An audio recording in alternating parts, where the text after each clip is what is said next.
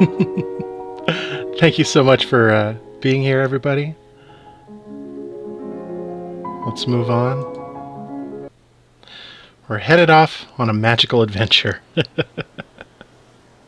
We're starting off on our little garden path, and we've got stories to tell, we've got stuff to look through, and I'm so happy you all could be here today. What we've got ahead of us are some storybooks that I've collected over the years, stuff that has been read to me or that I read when I was younger and just thought it was a lot of fun and figure I'd share them with everybody out here. Yes, there is a Moominland story in here as well. So, thank you, Rabbit. Just a sec.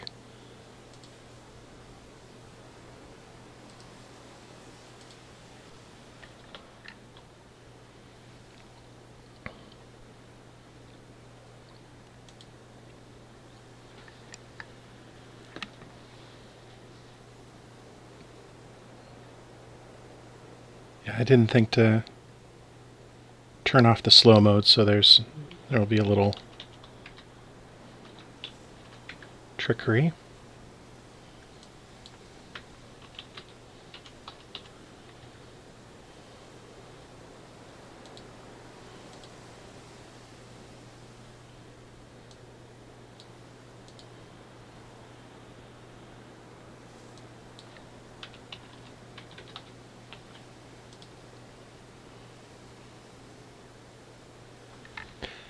Yeah, we'll figure out mods and all that kind of stuff. Let's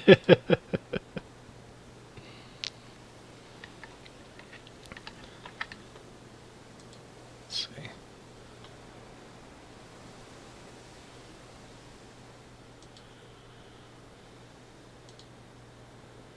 There we go. Slow mode is off. Take another little step forward. So people can chat. I see people rolling in. Thank you again for showing up. And I'm looking forward to getting us to our destination. We're nearly there. And like with all good stories, you gotta have a beginning, middle, and end. So we're here in the beginning part and rapidly approaching our destination. Thank you. My sister was kind enough to get me some new watercolor paints for Christmas, and it's been a lot of fun learning how to use them, and I like all the colors you can make, and always unexpected. You never know what's going to happen with watercolor. There's a little bit of chaos to it, so you just slop it on there and see what happens. All right, we've got our little gateway in front of us, and it's time to get ourselves to our destination for story time.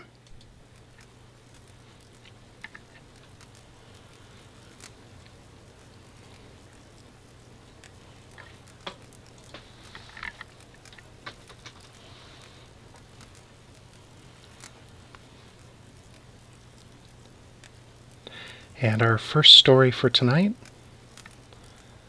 by Stephen Cosgrove, is The Muffin Muncher.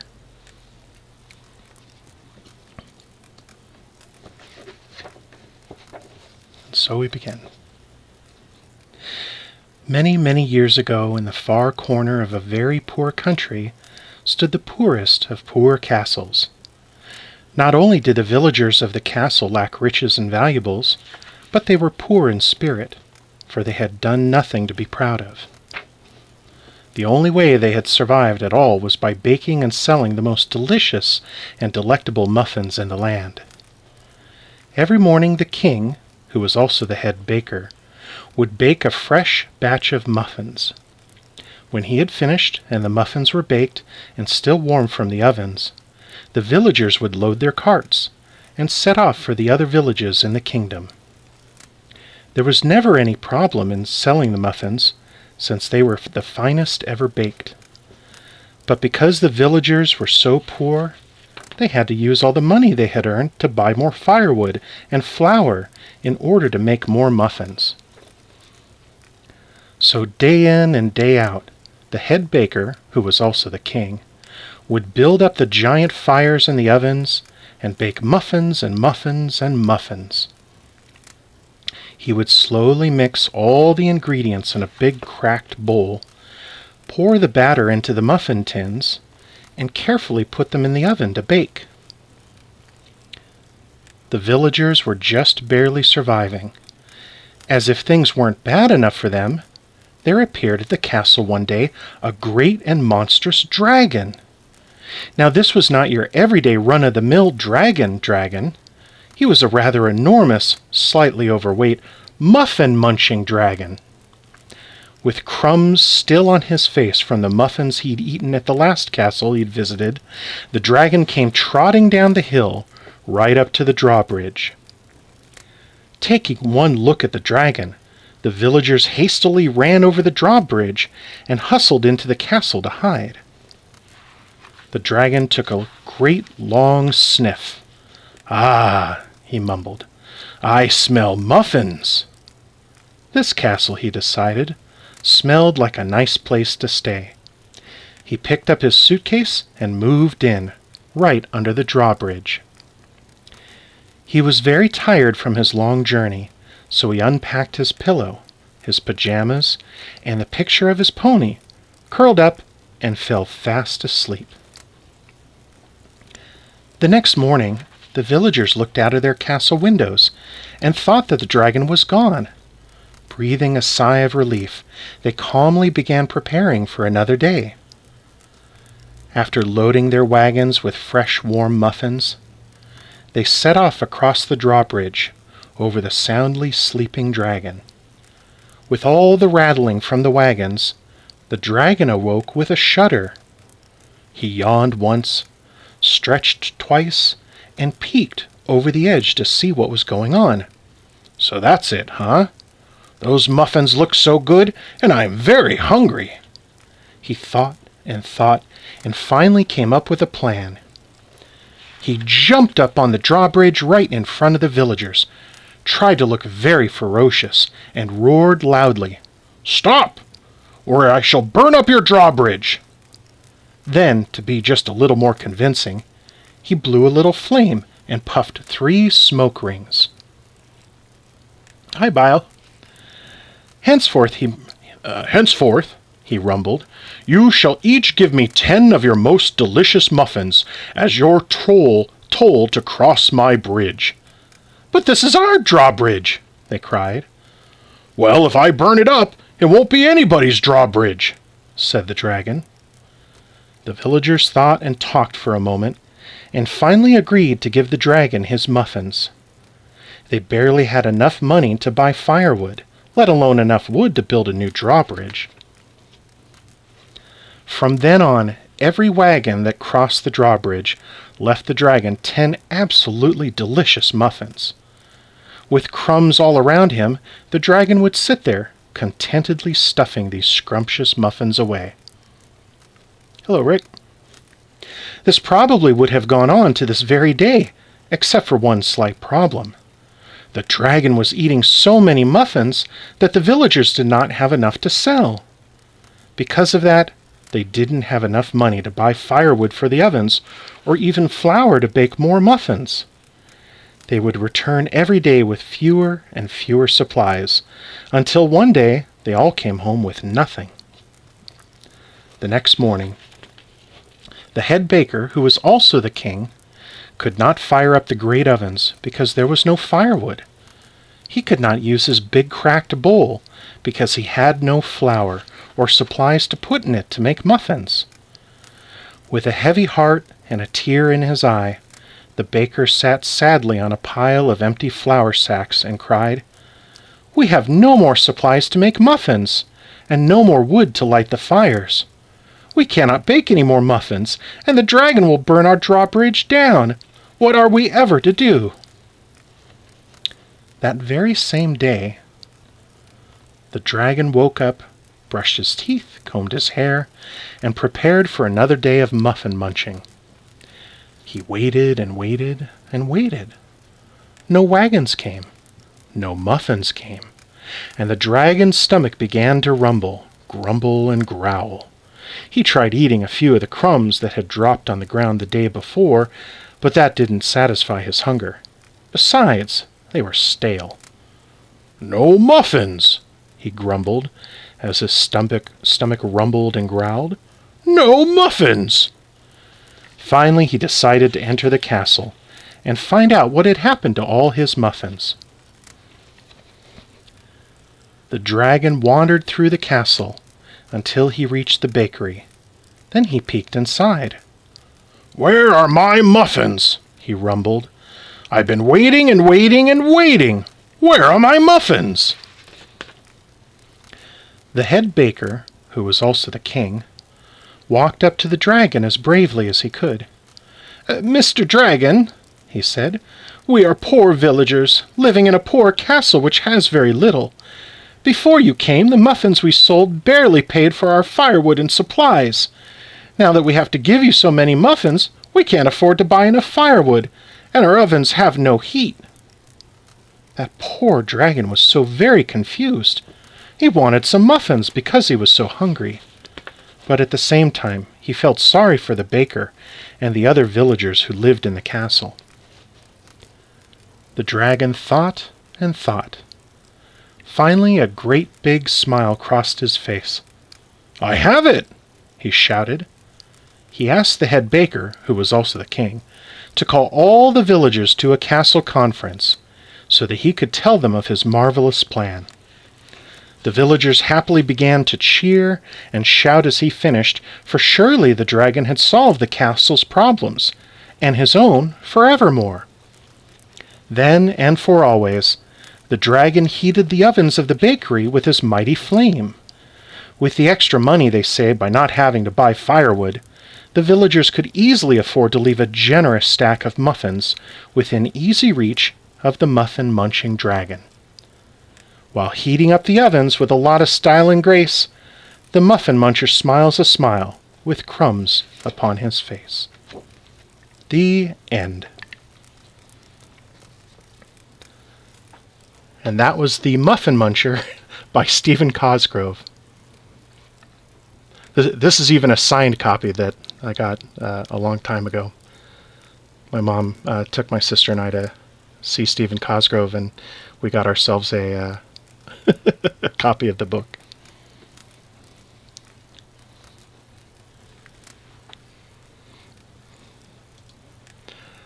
Well, thank you, folks. Thanks to everybody that's shown up, and hope you're all having a wonderful evening. We got plenty more stories. I have no idea how long these will take to read, so there's just a little variety pack here. We're gonna switch gears a little bit.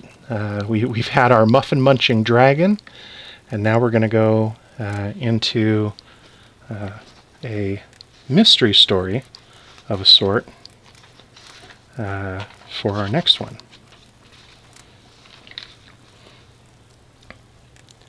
And our next book is a story from Encyclopedia Brown Shows the Way by Donald J. Sobol. Thanks, Bio. And this is The Case of the Growling Dog. Crime was increasing everywhere in the United States, except in Idaville. No one, child or grown-up, got away with breaking the law in Idaville. Apart from catching crooks lickety-quick, Idaville was like most seaside towns in its size. It had rich families and poor families, lovely beaches, 3 movie theaters, and 2 delicatessens. It had churches, a synagogue, and a little league. And it had 10-year-old Encyclopedia Brown, America's Sherlock Holmes in sneakers. Encyclopedia's father was chief of police. people across the country thought he was the smartest police chief on earth. Chief Brown was smart. His officers were brave. But once in a while they came up against a crime they could not solve. Then Chief Brown knew what to do. He went home. Over dinner, he told Encyclopedia about the case. If Encyclopedia didn't solve the mystery before he finished his first glass of milk, his mother was disappointed. He was an only child. Chief Brown would have liked to see a statue of Encyclopedia placed outside the FBI building. He hated keeping his son's detective work a secret. But what good would it do to tell? Who would believe that the mastermind behind Idaville's wonderful police record could live happily on bubblegum and popcorn? So Chief Brown said nothing. Encyclopedia never breathed a word about the help he gave his father. He didn't want to seem different from other fifth graders, but he was stuck with his nickname. Only his parents and his teachers called him by his real name, Leroy. Everyone else called him Encyclopedia. An encyclopedia is a book or set of books filled with facts from A to Z. So was Encyclopedia's head. He was really more like an entire library, only better. His pals could ask him questions without having to whisper. One evening over soup, Chief Brown said, "I think I know who stole Mr. Dale's electric drill last night." "Who?" asked Mrs. Brown. "Ed Baker," answered Chief Brown. "Isn't he the teenager who stole a car in January and wrecked it over in Glen City?" asked Encyclopedia. Chief Brown nodded. Ed was seen running near Mr. Dale's house last night, around the time someone broke into the garage and stole the electric drill and some other tools. "Did you arrest him, dear?" asked Mrs. Brown. "I can't prove he did it," said Chief Brown. "Ed claims he was running to get in shape for football.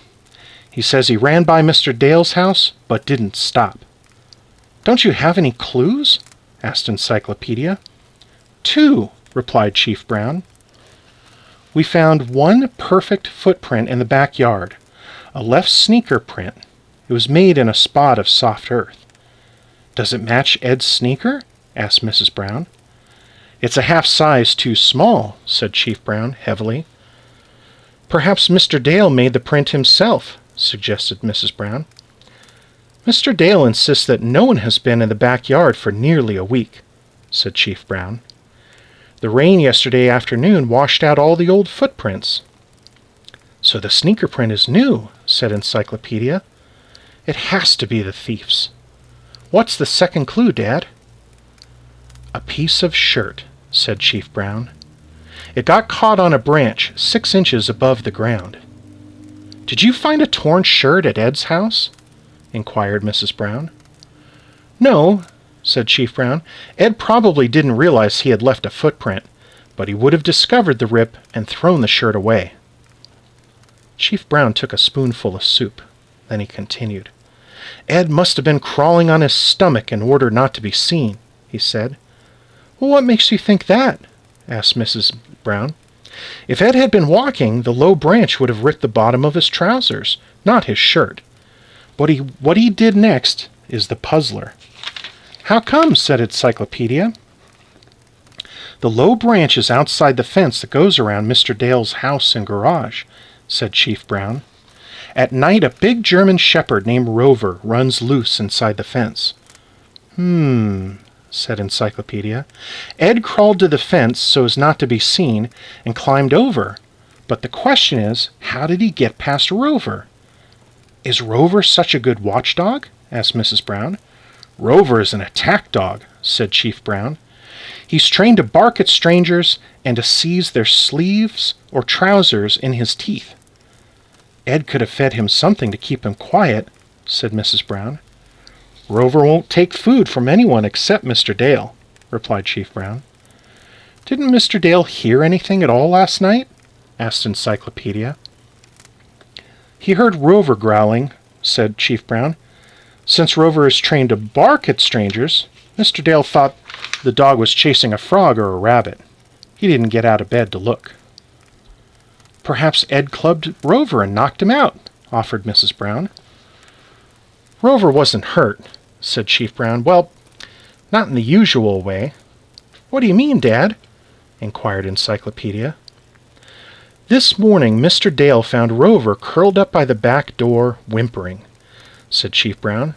The poor dog has been that way ever since. He won't eat. It's as if he had a nervous breakdown last night. My word! Exclaimed Mrs. Brown. She looked at Encyclopedia for help.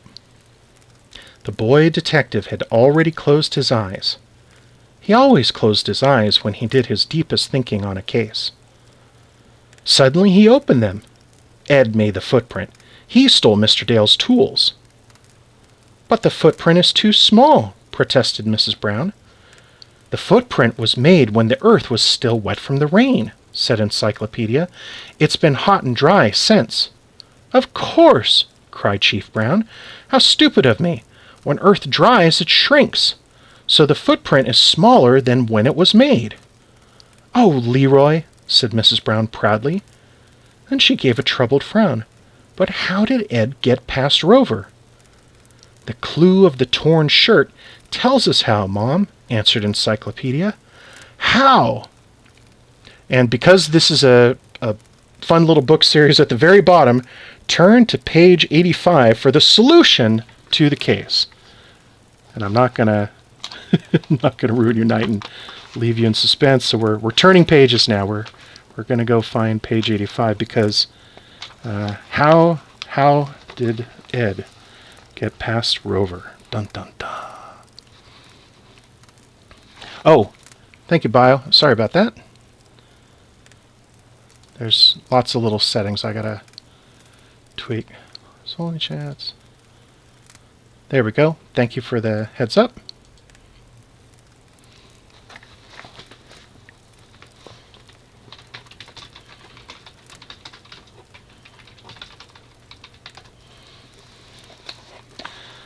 And now we have the solution to the case of the growling dog.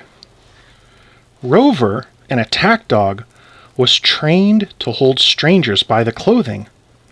But what if Rover had nothing to hold? The poor dog could not do what he had been trained to do, so he would have a fit and break down. That, Encyclopedia realized, is what had happened. Ed had caught his shirt on the low branch, but not while he was crawling. The shirt was dangling from his hand, for Ed was carrying his shirt and all his clothing. He left his clothing outside the fenced yard.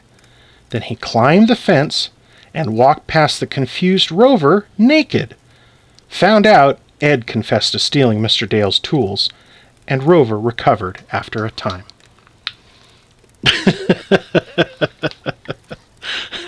So, thank you all very much for the first Encyclopedia Brown story I've read. And, well, that's one way to get past an attack dog. Confuse them by not giving them anything to hang on to. Hi, Bean. Thank you.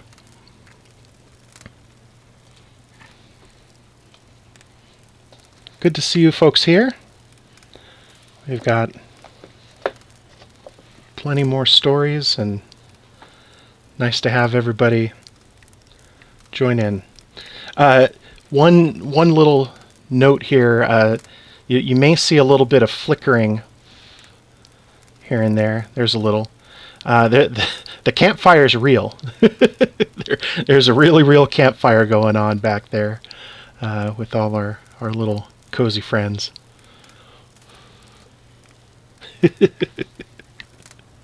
We got to have a little extra danger in our stream.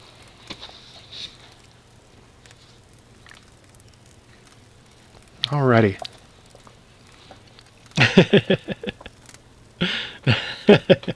No songs for tonight. I'm not quite ready for that. Next book is a chapter from Tales from Moominvalley. We have so the Moomins were created by Tove Jansson, and they're a little family of kind of troll-looking things. the guy in the top hat in the back, that's Moomin Papa, the head of their clan, and there's different characters here. I did pick out some illustrations for this one because it's helpful since the names are a little unusual, but the first Moomin book I ever heard was my dad reading Comet in Moominland to me, and I've recorded that myself, and I'll probably read that during one of these streams. It's a proper chapter book, so we'll need to prep for that. But the Moomins are a wonderful creation. They've become like the Hello Kitty of Finland. There's just Moomin stuff everywhere. You can get Moomin toys, you can get Moomin napkins. I've got a great big dish towel hanging up that's full of Moomins, and just a charming family. Different stories. They're kids' books, but they are from a different kind of way of raising kids, and so they run into things that make them sad. They run into scary places. It's really always been an interesting set of stories about them. They have another one, Moomin Papa at Sea, where the whole family goes on vacation to a little lighthouse, and it's completely miserable. And oh, that's wonderful, Satya. Thank you. And the vacation sounds an awful lot like family vacations we went on, where things just went completely wrong, and thankfully it's family, so you kind of get by, but there is an adventure, tempers flare. We got stuck. My dad looked on a map and saw a great new shortcut to get down to a lake down in Oregon. And this will be great. We'll go down there. It's I think 4th of July weekend, and this little shortcut should really save a lot of time, because we had a truck and we're pulling a boat, and it's kind of a big deal to take the family hours away from home. So we get out there and we're on this little back road, and it goes from kind of a Forest Service style road, which here, if you haven't driven on these, they are usually hard packed dirt and gravel and stuff. They're perfectly fine to drive on, but it's, if you've only ever driven on pavement, then it can be a little nerve-wracking. But still, Forest Service roads are fine. There's plenty out there that are easy to drive on. The problem that summer is that our little shortcut was being built. There was no road. It kind of was a road, but mostly it was this long stretch of these giant earth mover vehicles that were busy grading and digging out sections and putting in all that nice hardpack that we were going to drive on someday in the future. So this shortcut became this nightmare of, we're stuck in the truck in summer heat, waiting for the people to finish up work on a section to let us go through, and then we had to drive through these huge potholes. You dip down with the front of the truck, you'd come down into the gully, start heading back up. The trailer with the boat on it would disappear behind you and then come back up. Just, okay, now we're little kids, so of course we have zero patience. Are we there yet? Are we there yet? Are we there yet?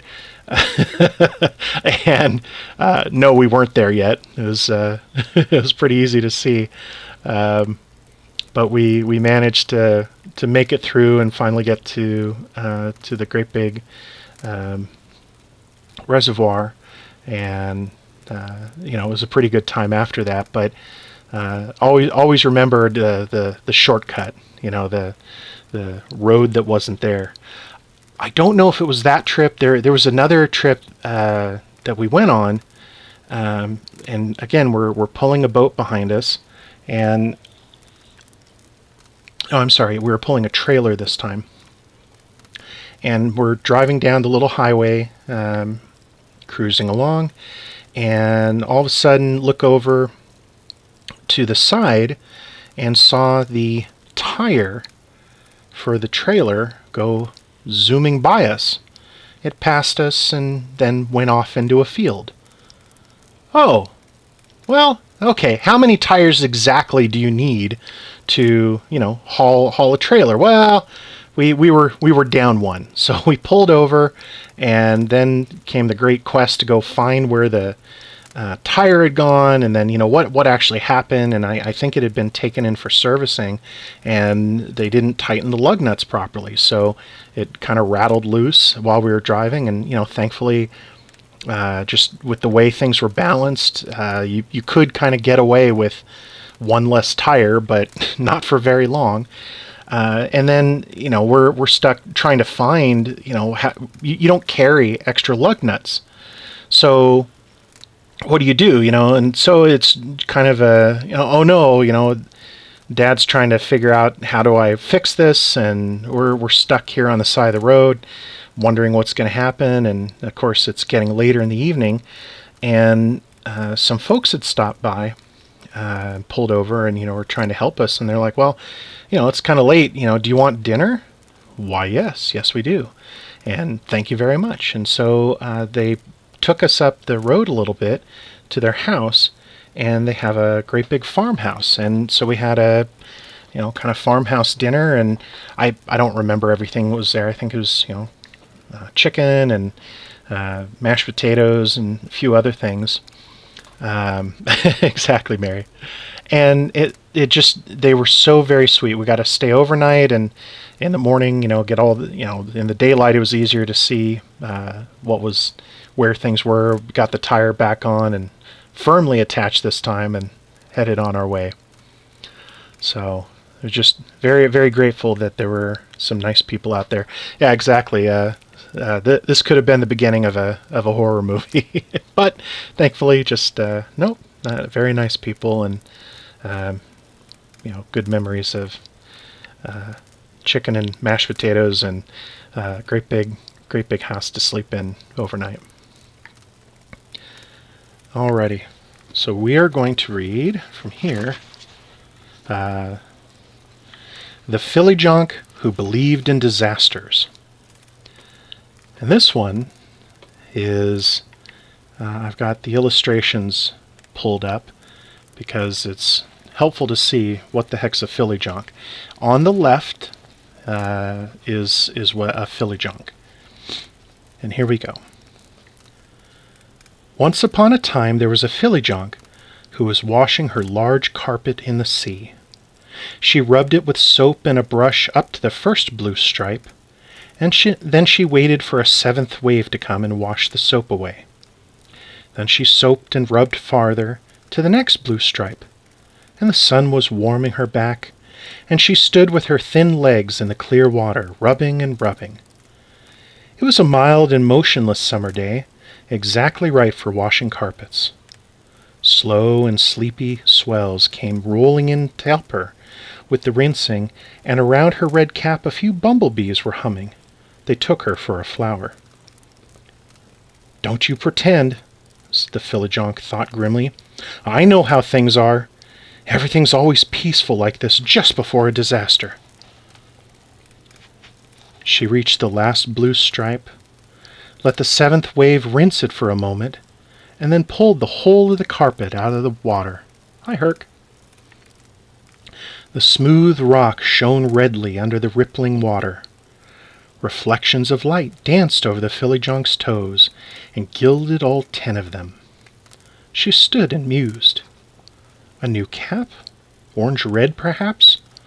Or one could embroider reflections of light around the edge of the old one. And gold?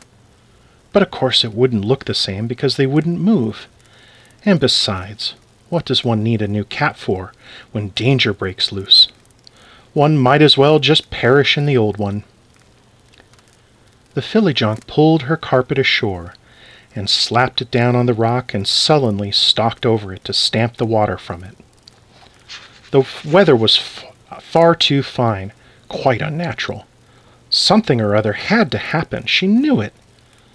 Somewhere below the horizon, Something black and terrible was lurking, growing larger, drawing nearer, faster and faster. "One doesn't even know what it is," the Fillyjonk whispered to herself. Her heart began to thump, and her back felt cold, and she whirled around as if she had an enemy behind her. But the sea was glittering as before. The reflections danced over the floor in playful twists, and the faint summer wind comfortingly stroked her nose. But it is far from easy to comfort a Fillyjonk who is stricken with panic and doesn't know why. With shaking paws, she spread her carpet to dry and scrambled together her soap and brush, and went rushing homewards to put the tea kettle on the fire. Gaffsy had promised to drop in at 5 o'clock. The Fillyjonk lived in a large and not very pretty house. Someone who had wanted to get rid of old paint had painted it dark green on the outside and brown all over the inside. The Fillyjonk had rented it unfurnished from a Hemulin. He had assured her that her grandmother used to live there in the summer when she was a young girl, and as the Fillyjonk was very attached to her kindred and relatives, she at once decided that she would honor her grandmother's memory by living in the same house. The first evening she had sat on her doorstep and wondered about her grandmother, who must have been very unlike herself in her youth. How curious that a genuine Fillyjonk, with a true sense of nature's beauty, should have wanted to live on this glum and sandy shore. No garden to grow jam plums in, not the smallest leafy tree or even bush to start an arbor with, not even a nice view. The Fillyjonk sighed and looked forlornly at the evening sea trimming the long beach with its breakers. Green water, white sand, red dried seaweed. An exact setting for disaster, not a single safe spot. And afterwards, of course, the Fillyjonk had found out that it was all a mistake. She had moved into this horrible house on this horrible beach quite unnecessarily. Her grandmother had lived elsewhere. That is life. But by that time, the Fillyjonk had written letters to all her relatives about her summer house, and so she didn't think it proper to change her plans. They might have thought her a little silly. So the Fillyjonk closed her door and tried to make the house cozy inside. This was not easy. The ceilings were so high that their corners always seemed full of shadows. The windows were large and solemn, and no lace curtains could give them a friendly look. They weren't windows for looking out of. They were windows to look in from, and the Fillyjonk did not like this thought. She tried to arrange cozy corners, but they never became cozy. Her furniture had a lost look. The chairs nestled close to the table, the sofa huddled against the wall, and the lighted patches around the lamps were as dejected as a flashlight in a dark wood. Like all Fillyjonks, she owned a lot of knickknacks, small mirrors, photographs framed in red velvet and little shells, china kittens and Hemulins resting on pieces of crochet work, beautiful maxims embroidered in silk and silver, very small vases and nice, nimble-shaped tea cozies. Well, all sorts of things that make life more easy and less dangerous, and large.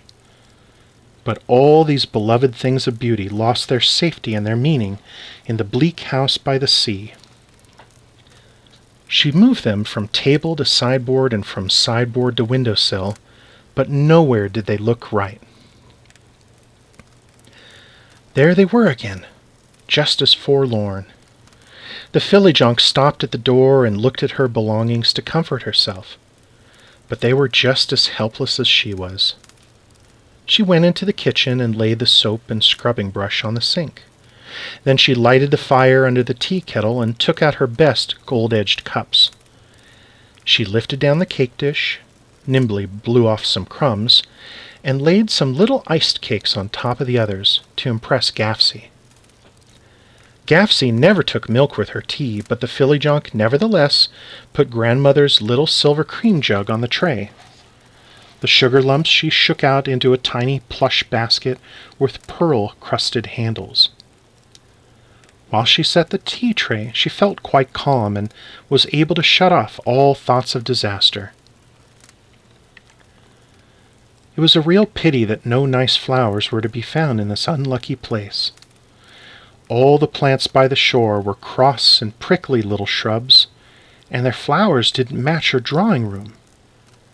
The Fillyjonk gave her table vase with its ragged shrub a displeased nudge, and took a step towards the window to look for Gafsy.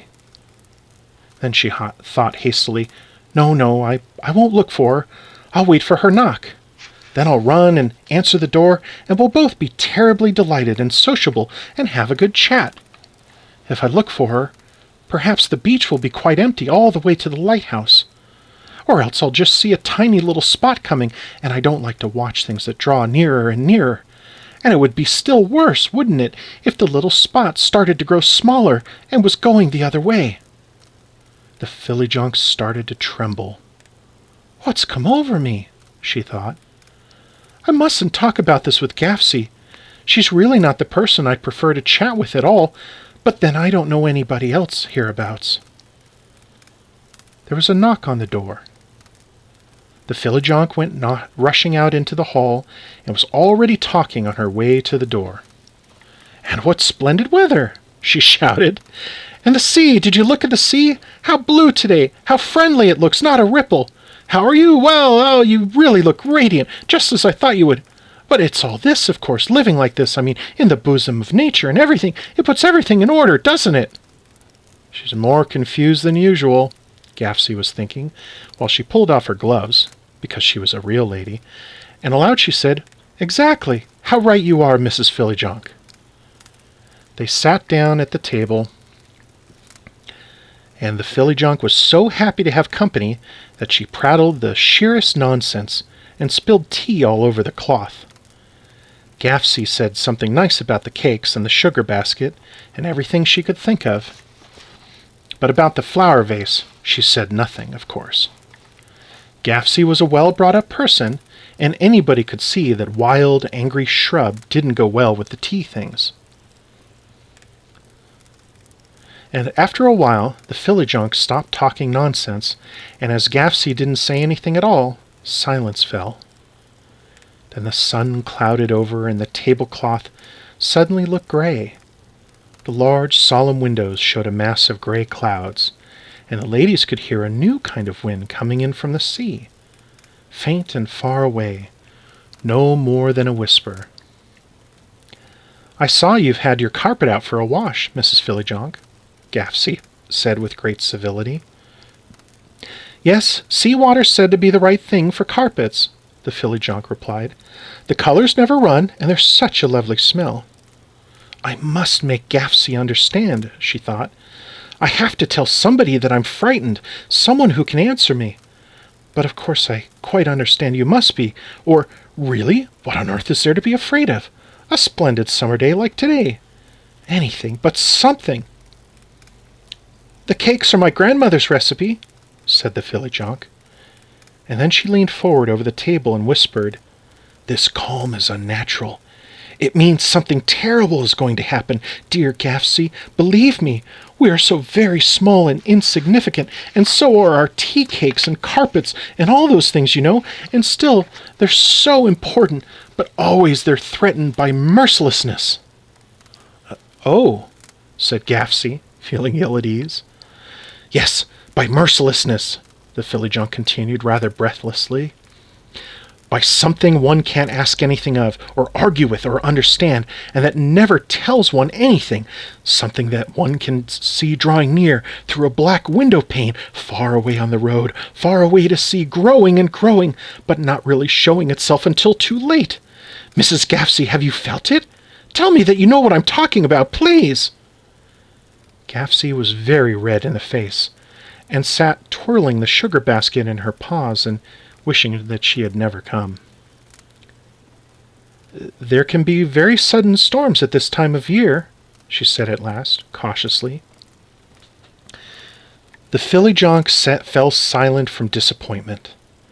Gafsy waited a while, then continued, slightly vexed. I hung up my washing last Friday, and believe me, there was such a wind quite suddenly that I found my best pillow slips by the gate. What soap do you use, Mrs. Fillyjonk? I don't remember, the Fillyjonk answered, suddenly feeling very tired because Gaffsy didn't even try to understand her. Would you like some more tea? Thank you, not any more, Gaffsy said. What a nice visit, only too short. I'm afraid I'll have to start on my way soon. Yes, the Fillyjonk said. I see. Darkness was falling over the sea, and the beach was mumbling to itself. It was a bit too early to light the lamp, but still too dark to be nice.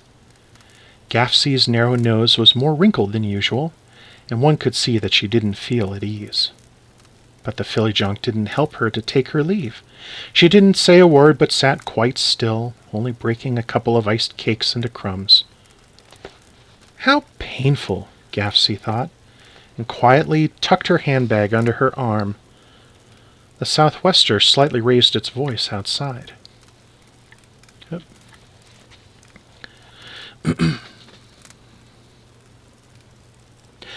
You were talking about the wind, the Fillyjonk said suddenly. A wind that carries off your washing? But I'm speaking about cyclones, typhoons, Gaffsy dear, tornadoes, whirlwinds, sandstorms, flood waves that carry houses away. But most of all, I'm talking about myself and my fears, even if I know that's not done. I know everything will turn out badly. I think about that all the time, even while I'm washing my carpet. Do you understand that? Do you feel the same way? Have you tried vinegar? Said Gaffsy, staring into her teacup. The colors keep best if you have a little vinegar in the rinsing water. At this, the Fillyjonk became angry, which was a most unusual thing.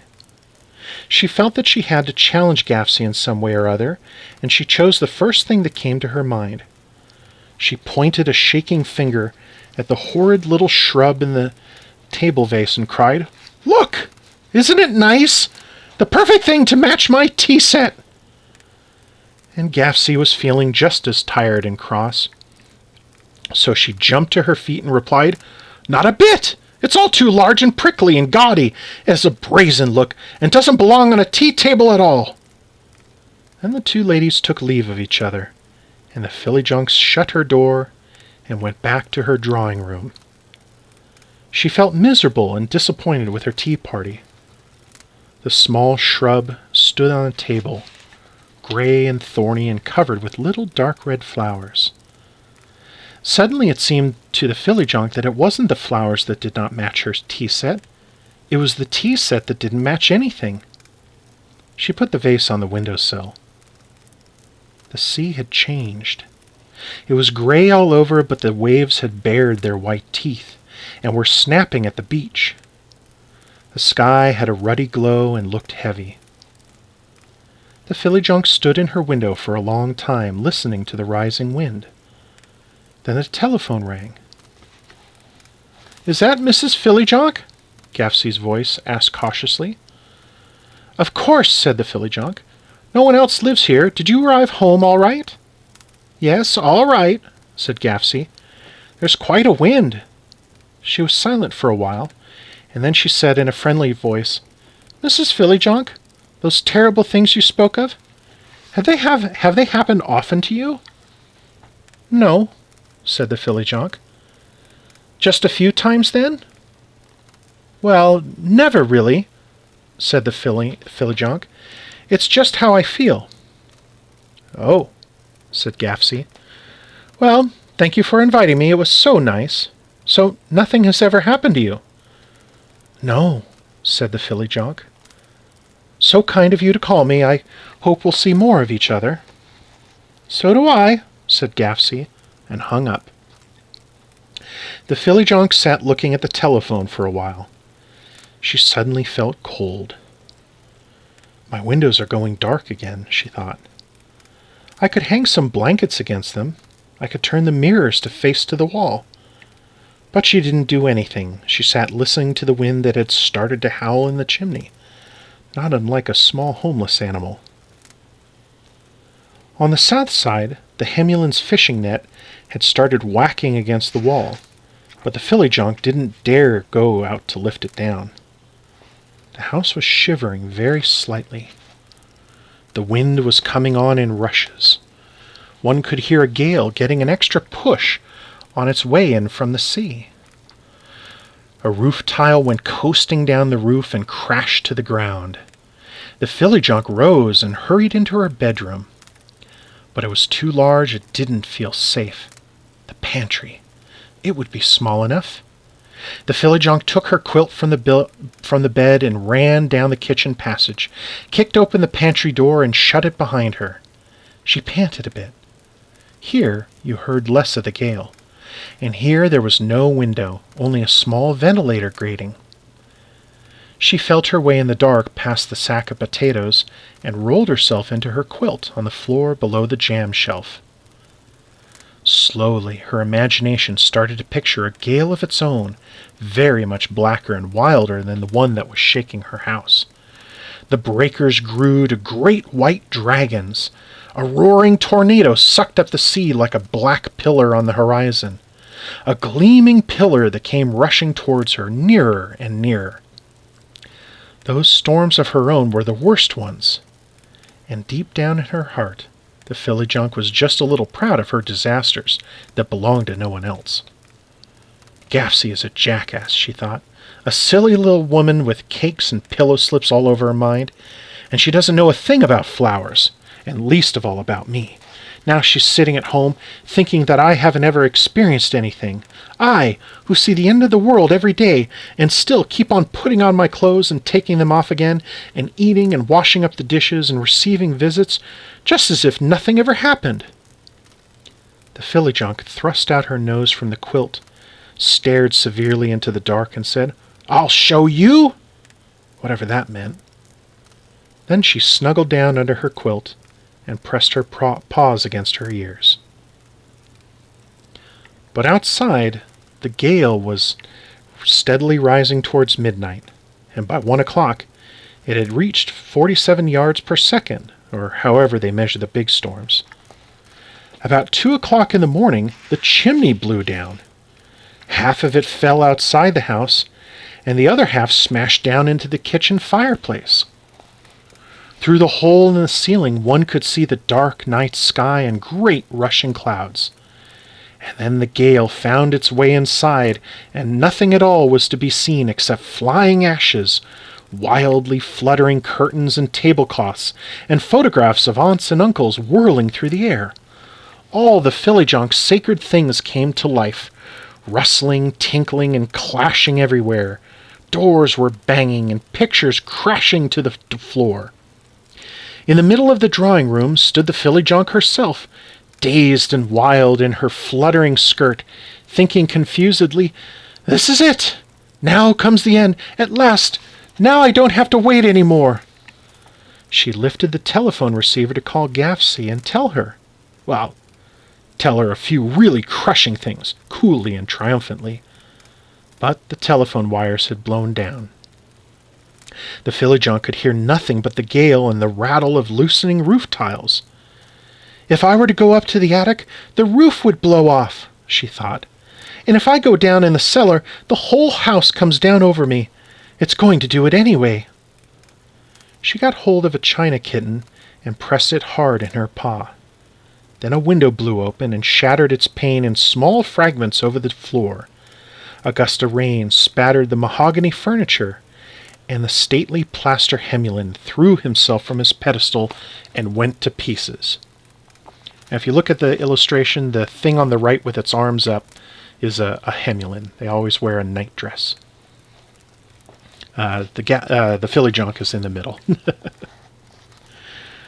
With a sickening crash, her great chandelier fell to the floor.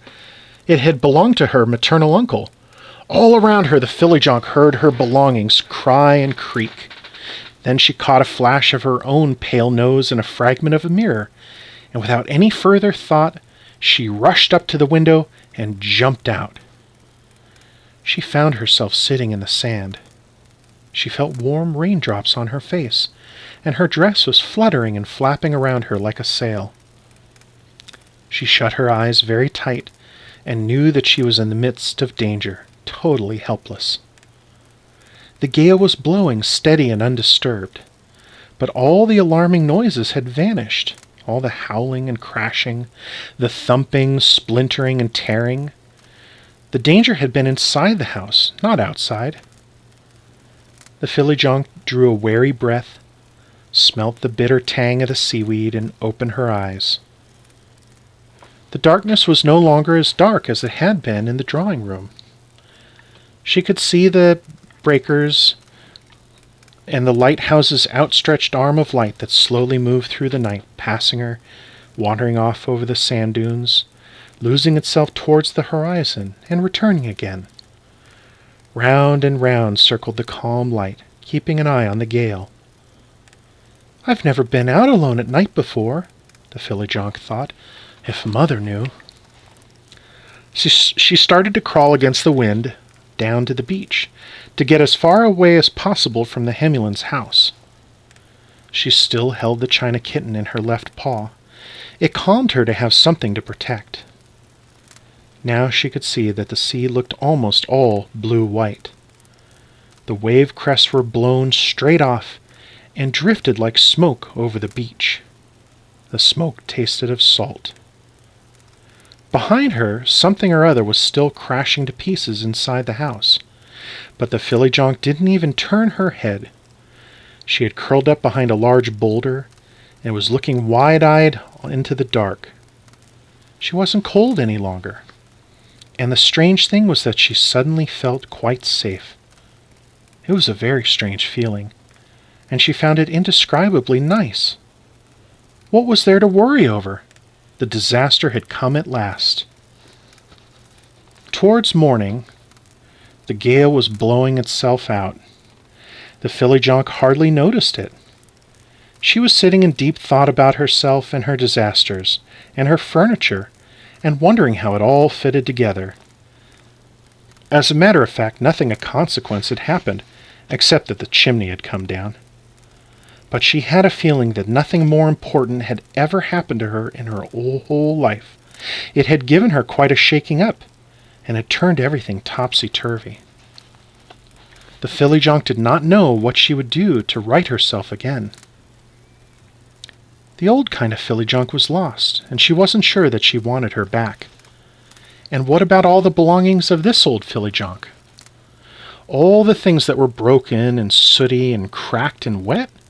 To sit and mend it all week after week, gluing and patching and looking for lost pieces and fragments?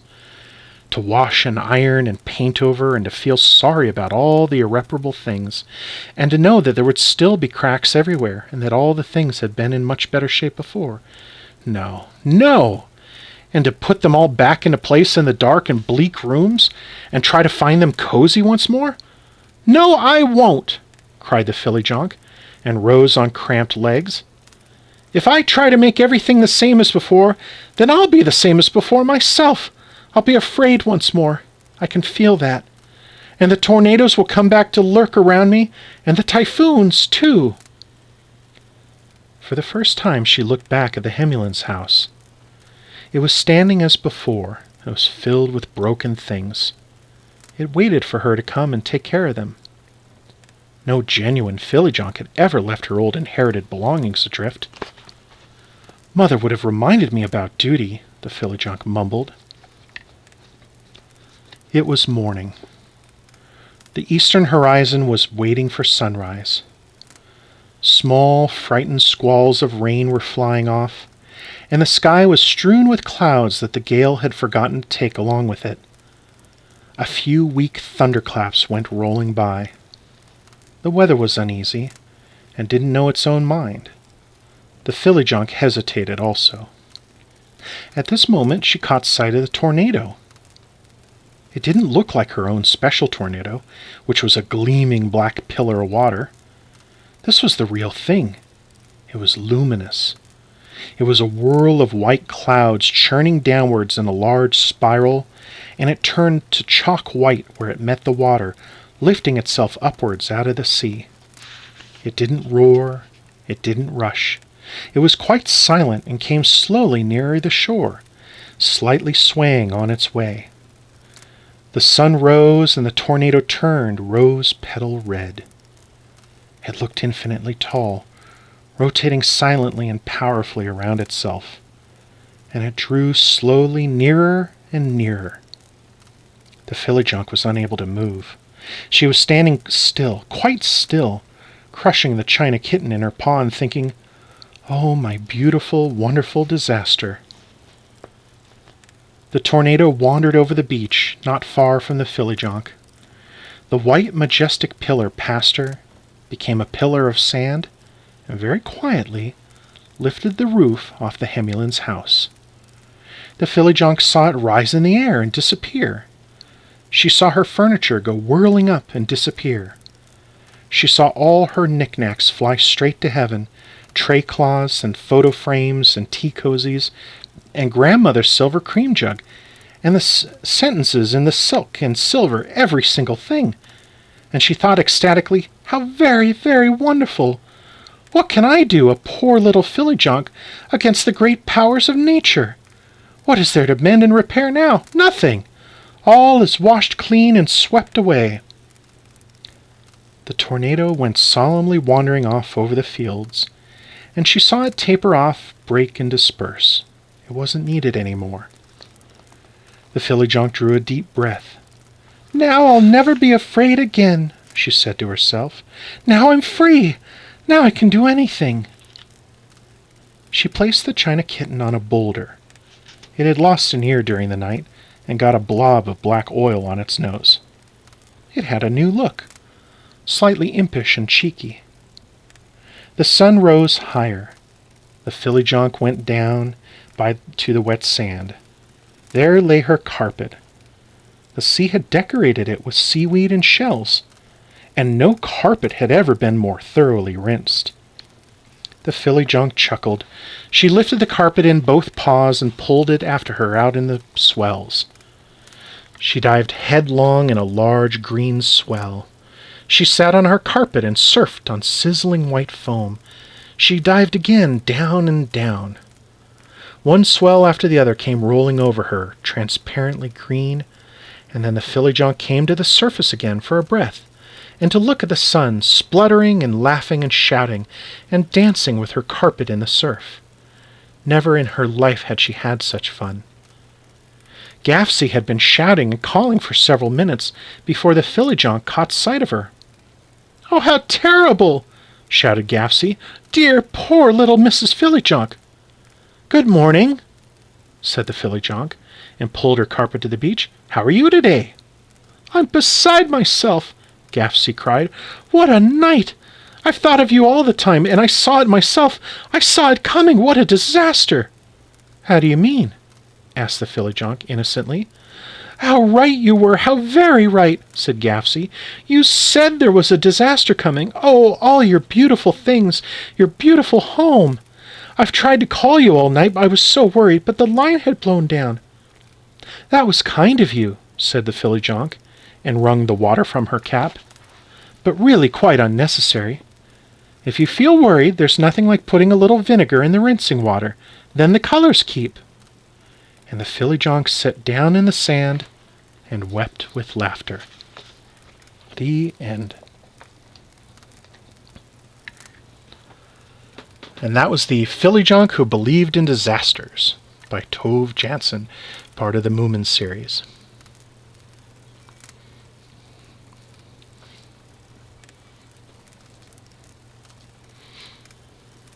And she's right. A little bit of vinegar does help set set the colors in when you have dyed stuff. We used it in high school. We made tie-dye shirts using the cheap RIT dye you can get at the local grocery store. It's not very good, but a little bit of vinegar helps to lock it into place so it lasts past the first washing. And keep in mind, don't ever wash these homemade tie-dye shirts in with anything else. You probably shouldn't wash them in a dish or a washing machine at all. Otherwise, Mama's going to be real unhappy because they they tend to blast the cheap RIT dye all over the place. Thank you. Hope you folks are enjoying the stories.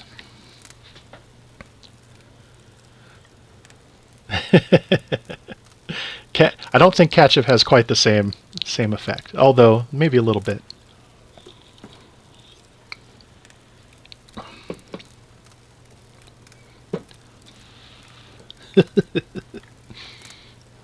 Get the little campfire rippling again. Well, I got a couple other items.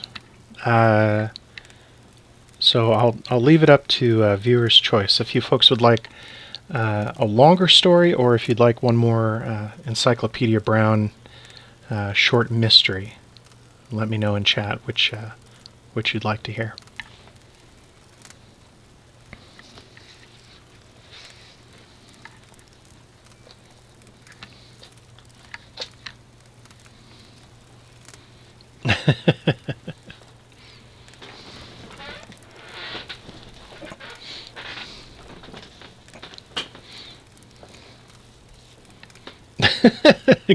Greedy for stories. Okay.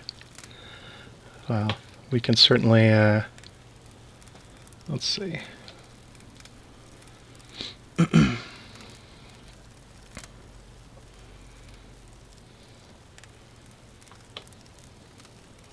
Okay, we can certainly do both.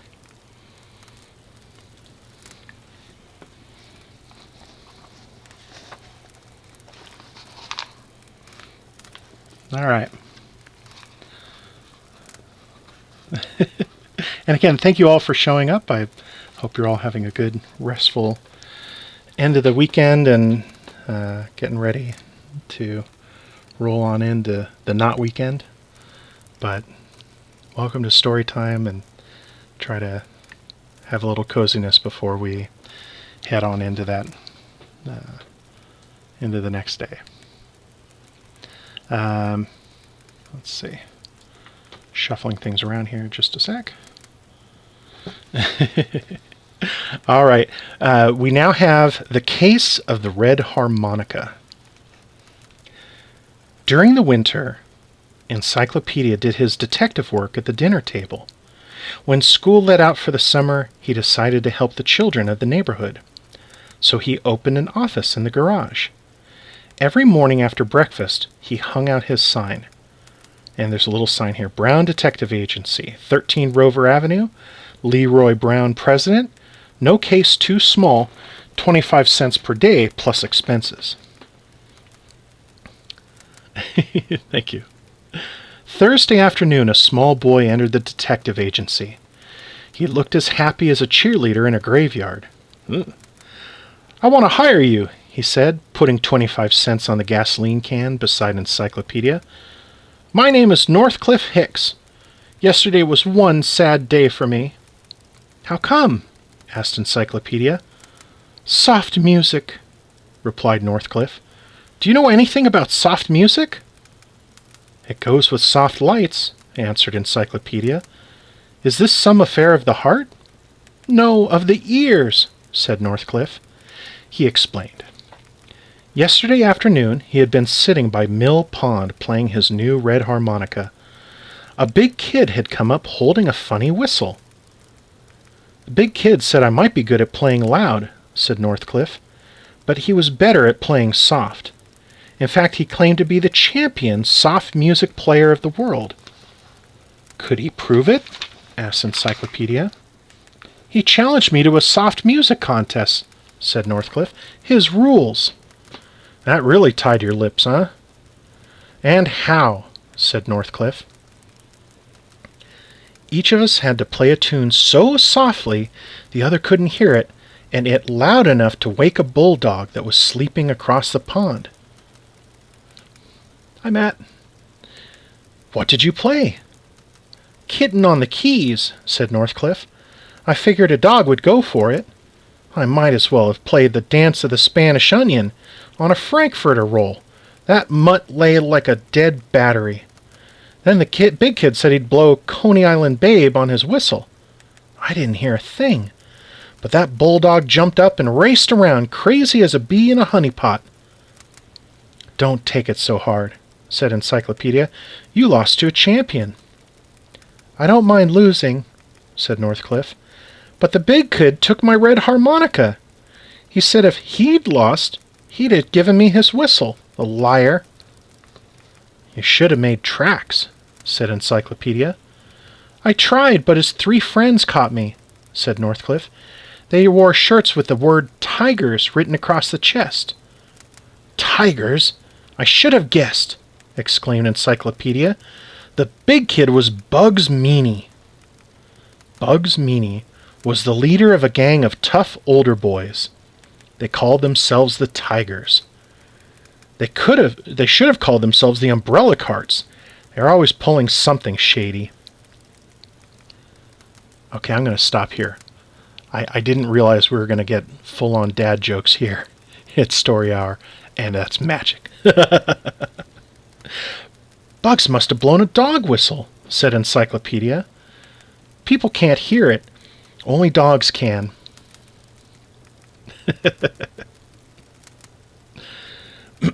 "And I thought I was going deaf," yelped Northcliffe.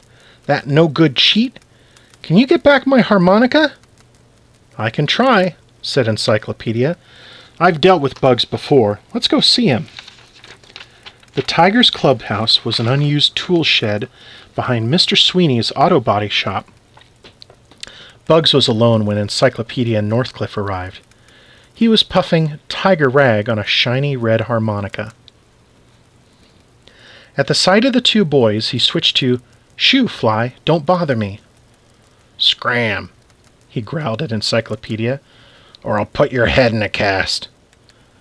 Encyclopedia calmly relieved Bugs of the harmonica and played "I've Heard That Song Before." Then he said, "This is Northcliffe Hicks. He claims you stole his red harmonica." "That soft music contest was a phony," put in Northcliffe. "You blew a dog whistle." He took the harmonica and rendered the opening bars of "You Took Advantage of Me." "Soft music, dog whistle," cried Bugs. "You're completely out of your tree." He snatched the harmonica and began playing Imagination. "You couldn't beat me in a fair contest, and you know it," said Northcliffe. Seizing the harmonica, he blew Little White Lies. "Oh, yeah?" said Bugs. "Let's see how well you play with loose teeth." He grabbed the harmonica and blew Just Before the Battle, Mother. "Cut the tough guy stuff, Bugs," warned Encyclopedia. "That's Northcliffe's harmonica. I suppose you're going to say that you found it." Bugs blinked. "Why, so I did," he said with a sly smile. "I found it last night on a trash pile." "Where?" demanded Northcliffe. "Along Miller Road," said Bugs. "It was dark, except for some blue lights strung on the palm trees by the trash pile. I saw something red shining. I walked closer. It was the harmonica." "That's our trash pile," Northcliffe whispered to Encyclopedia. "Dad strung blue lights for a party in the backyard yesterday, but I didn't throw the harmonica away, honest." Bugs grinned, raised the harmonica to his lips, and blew "The Best Things in Life Are Free." "Blow till you're blue in the face," said Encyclopedia. "You won't make me see red. You stole the harmonica." What made Encyclopedia so sure? Dun dun dun! Turn to page 86 for the solution of the case of the red harmonica. We are turning pages. We got to find out how. How was this done? Now it's solution time. The solution to the case of the red harmonica. Bugs said he found the red harmonica on a trash pile at night. He described the trash pile by Northcliffe's house. He wanted Encyclopedia to believe that Northcliffe had thrown the harmonica away or misplaced it. But the only lights by the trash pile were blue. So Bugs lied. He could not have seen something red shining in the blue light. If only blue light shines on a red object, it would not appear red, it would appear black. Bugs gave back the harmonica after he had dashed off a few bars of sad heart of mine.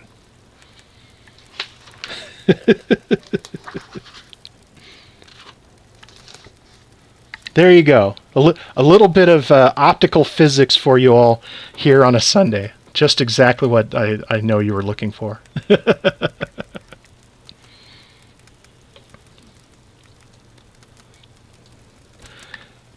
All right, we have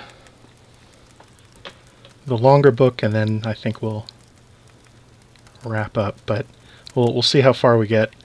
And again, thank you all for showing up, and hope you're all having a good time.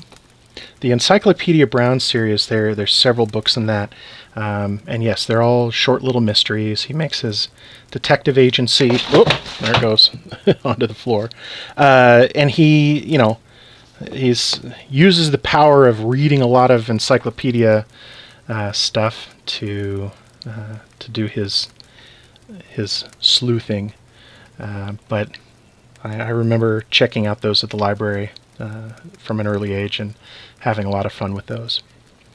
No more Moomin for tonight, but I will definitely stream again, and I got plenty more Moomins and then full Moomin stories. But my sister remembers a story that I don't remember as well, but kind of, and then I dug around and I found out that I do have the book series. So we're gonna switch on over to this series, The Littles. And it is a chapter book, but we'll see how far we get with this. Because thankfully it's big print. William T. Little and his family were tiny people. They lived in a house owned by George W. Bigg. Mr. Bigg and his family didn't know the Littles were living with them. The Littles kept out of sight.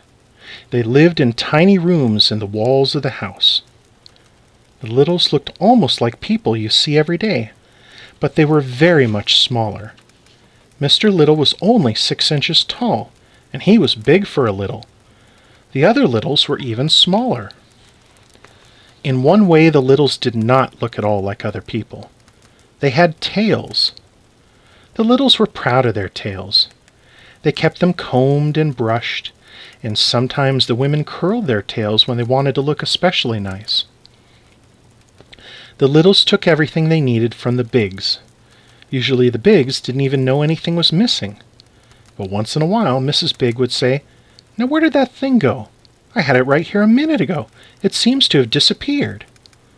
Only last week her son Henry had shouted, "Hey, Ma!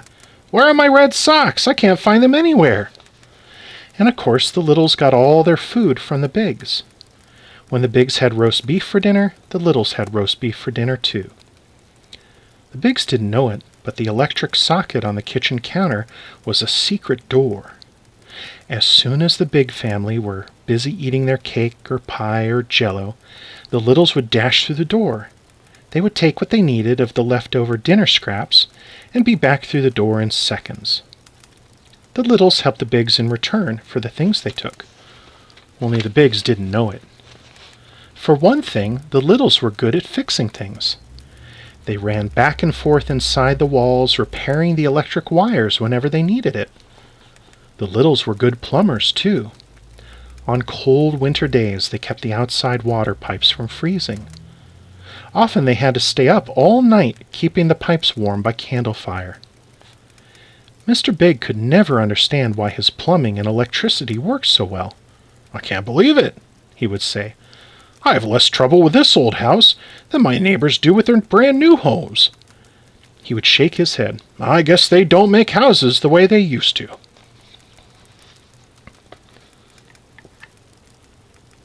I'll look for those, Brittany, definitely. One day in May, the Littles were together in their living room. The two children, Tom, 10 years old, and Lucy, 8, were on the sofa next to their mother. Granny Little sat in her rocking chair, knitting a red sweater for Tom. "Don't know why Henry Bigg make such a fuss when we took his old red socks," she said. "One of them had a real bad hole in the toe." Uncle Pete, holding his cane, leaned against the fireplace. You have enough red yarn there, Granny, he said, to start a knitting factory. Mr. Little was walking back and forth. Please sit down, Will, said Mrs. Little. You're making me nervous. Now there's no reason for us to be worried, said Mr. Little. The Biggs have gone on vacation before. But never for 3 months, said Mrs. Little. And what about this new family, said Uncle Pete, the Newcombs? He shook his cane in the air. We don't even know them. We don't have to, Uncle Pete. I keep telling you that, said Mr. Little. If they're good enough for the Biggs, they're good enough for the Littles. Besides, they'll only be here for 3 months. We can stand anything for 3 months. Why do they want to rent the house for only 3 months? Said Tom. Isn't that kind of silly? The Newcombs are from the city, said Mr. Little. Sometimes city people rent houses in the country while the owners are away on vacation. It's like a vacation for city people to live in the country for a while, said Mrs. Little. I don't like it, said Uncle Pete. Suppose they bring a cat with them. Lucy Little moved closer to her mother. Oh, Mother, suppose they bring a cat with them. Mrs. Little put her arm around her daughter. Granny Little stopped rocking. Did he say they have a cat? She nodded toward Uncle Pete. No, no, said Mr. Little. He said suppose they had a cat. Oh, said Granny Little. She started rocking again. I hope they don't bring a cat. Ah, who's afraid of an old cat? Said Tom. I wish everybody would stop talking about cats, said Lucy. I'm afraid of cats. She looked from person to person. Please, let's stop talking about cats. We're on chapter 3 now, by the way. There was a secret lookout place behind the light switch in the hall of the Biggs' house. One of the screws was missing. The empty hole was large enough for a Little to look and listen through. Mr. Little spent all the next day at the lookout place. Tom Little stayed with him. They were waiting for the Newcombs. When they come, be careful of that light switch, Tom, said Mr. Little. Likely as not, the first thing they'll do is turn on the hall light. Sometime in the late afternoon, Mr. Little thought he heard a noise. He looked through the hole. Are they coming? Said Tom. Not yet. Hold it. Mr. Little heard a key in the front door lock. Yes, here they come now. Shh. Where's the hall light, Charlie? It was a woman's voice. I have it, said Charles Newcomb.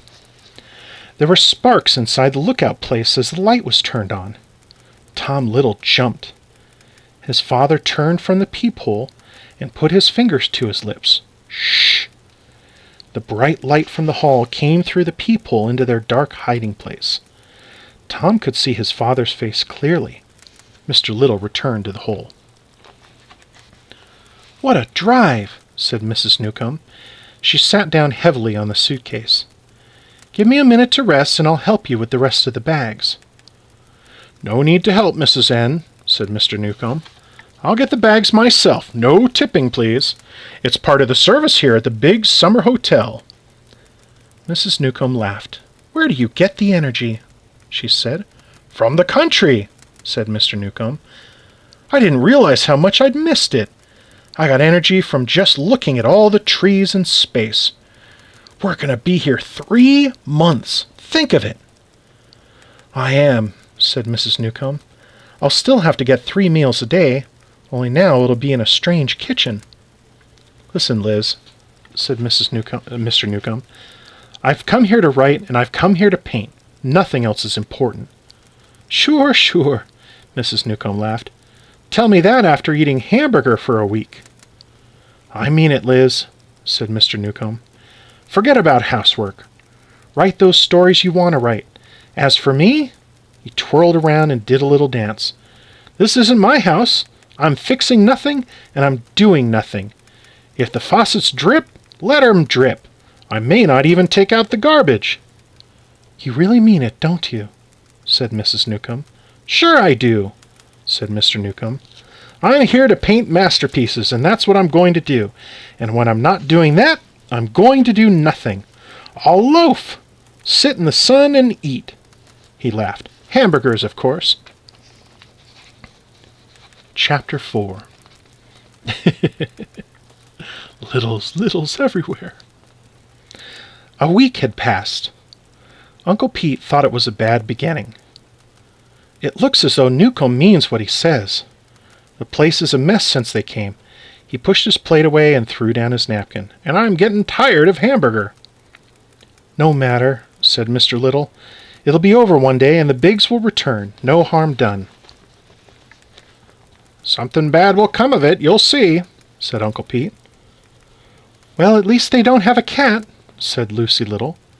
That's right, said Mrs. Little. She smiled at her family. Lucy is looking on the bright side. Things could be worse. Bah, said Uncle Pete. Right now I'd rather have trouble with a cat than eat this cooking. I suppose I should have learned to cook, said Mrs. Little. She looked around the table. Mrs. Big was such a good cook it didn't seem necessary for me to cook too. I guess she spoiled us. All the Littles nodded. Suddenly, Granny Little spoke. Watch out for mice. Why do you say that, Granny? Said Mr. Little. There are no mice in this house. George Big wouldn't stand for it. Granny Little looked sharply at Mr. Little. There will be mice, she said. Then she straightened the shawl on her shoulders. Don't worry, Granny, said Mr. Little. You're thinking of the old days. This is nothing like the old days. All day Mrs. Newcomb worked hard at her writing. In the evening after dinner, she read what she had written to Mr. Newcomb. They sat in the living room. Sometimes Mr. Newcomb drew pictures of his wife while she was reading. The Littles became interested in the story. They would rush through their dinner so they wouldn't miss anything. The Littles' living room was in the wall next to the Biggs' living room, near the ceiling. There was a hole in the wall between the Littles' living room and the Biggs' living room. The hole was about the size of a quarter. On the Biggs' side, it was covered with wallpaper. Mr. Little had punched many tiny holes in the wallpaper. He used one of Mrs. Biggs' needles. Voices could be heard through the tiny holes. Most of the time, the hole was plugged up with a cork on the Littles' side. As long as the cork was in the hole, no one could hear the Littles. When the cork was taken out, the Littles would be very quiet and listen. The cork was always out when it was story time. Mrs. Newcomb's soft voice would float up through the hole. The Littles sat comfortably in their favorite chairs and listened. Sometimes Mrs. Newcomb read until it was past Lucy and Tom's bedtime. They would beg their mother to be allowed to stay up until the story was finished. Even Uncle Pete liked the readings. Wonderful story, he said. Very exciting. Still, he wasn't happy with the Newcombs. The bad housekeeping. It worries me. The Newcombs were indeed bad housekeepers. Food was left around uncovered. Floors were not swept up after meals. Garbage spilled out of the can. When the lid fell off, it wasn't put back on. All those crumbs! Mark my words, Granny said, there will be mice. One day in June, Mr. Little rushed into the living room. He slammed the door behind him. Granny was right, he said. I've been hoping it wouldn't happen, but it has. They've come. The mice are here. What can we do? Said Mrs. Little. She locked the door behind her husband.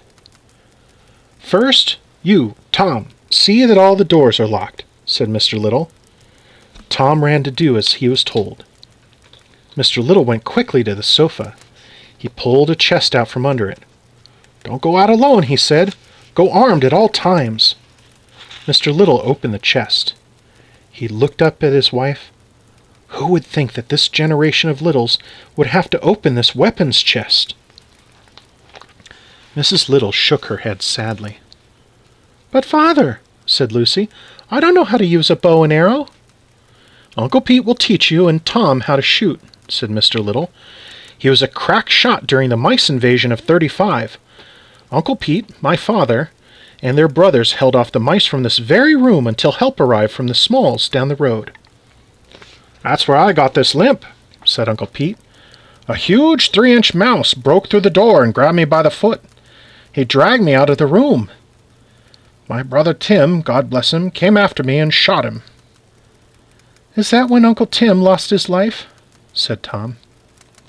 "That's when it happened," said Uncle Pete. "One of those big mice jumped him from behind. I finally chased it off with my knife, but it was too late." Uncle Pete wiped his eyes. "Poor Tim. It was the only little we lost in that terrible year." "We won't go looking for trouble with the mice," said Mr. Little. "These weapons are for protection only." He brought out a bow with a quiver of arrows from the chest. On the wooden bow was carved, "Made in 1825 by Chas. B. Little." "Suppose they come after us," said Tom. He picked up the bow and tried to put the string on it. "Maybe they won't," said Mr. Little, "as long as there's plenty to eat." "I'm for going out and attacking them," said Uncle Pete. "Teach them a lesson before they start to bother us." "The way I figure it," said Mr. Little, "after a while the newcomes are bound to find out they have mice. When they do, they'll set traps, and that'll be the end of it." Chapter 6. Every night for a week, Mr. Little and Tom watched the newcomes at dinner time. Mr. Little wanted to find out if the newcomes had seen the mice, and what, if anything, they were doing to get rid of them. Tom and his father hid high above the dinner table in a secret lookout place near the ceiling light. They could see everything that went on in the room. Below them, the newcomes were finishing their dinner. "I saw a hummingbird outside the study window today," said Mrs. Newcomb. "It was feeding on the iris." "Marvelous," said Mr. Newcomb. "Would you mind passing the butter? That's a rare thing to see, you know. They're so tiny and timid."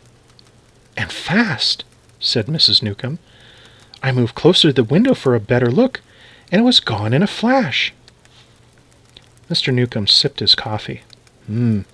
Dear, don't you think this coffee is a bit weak again?" Mrs. Newcomb nodded. "What's the bird that sounds like a rusty iron gate?" Above them, the Littles listened.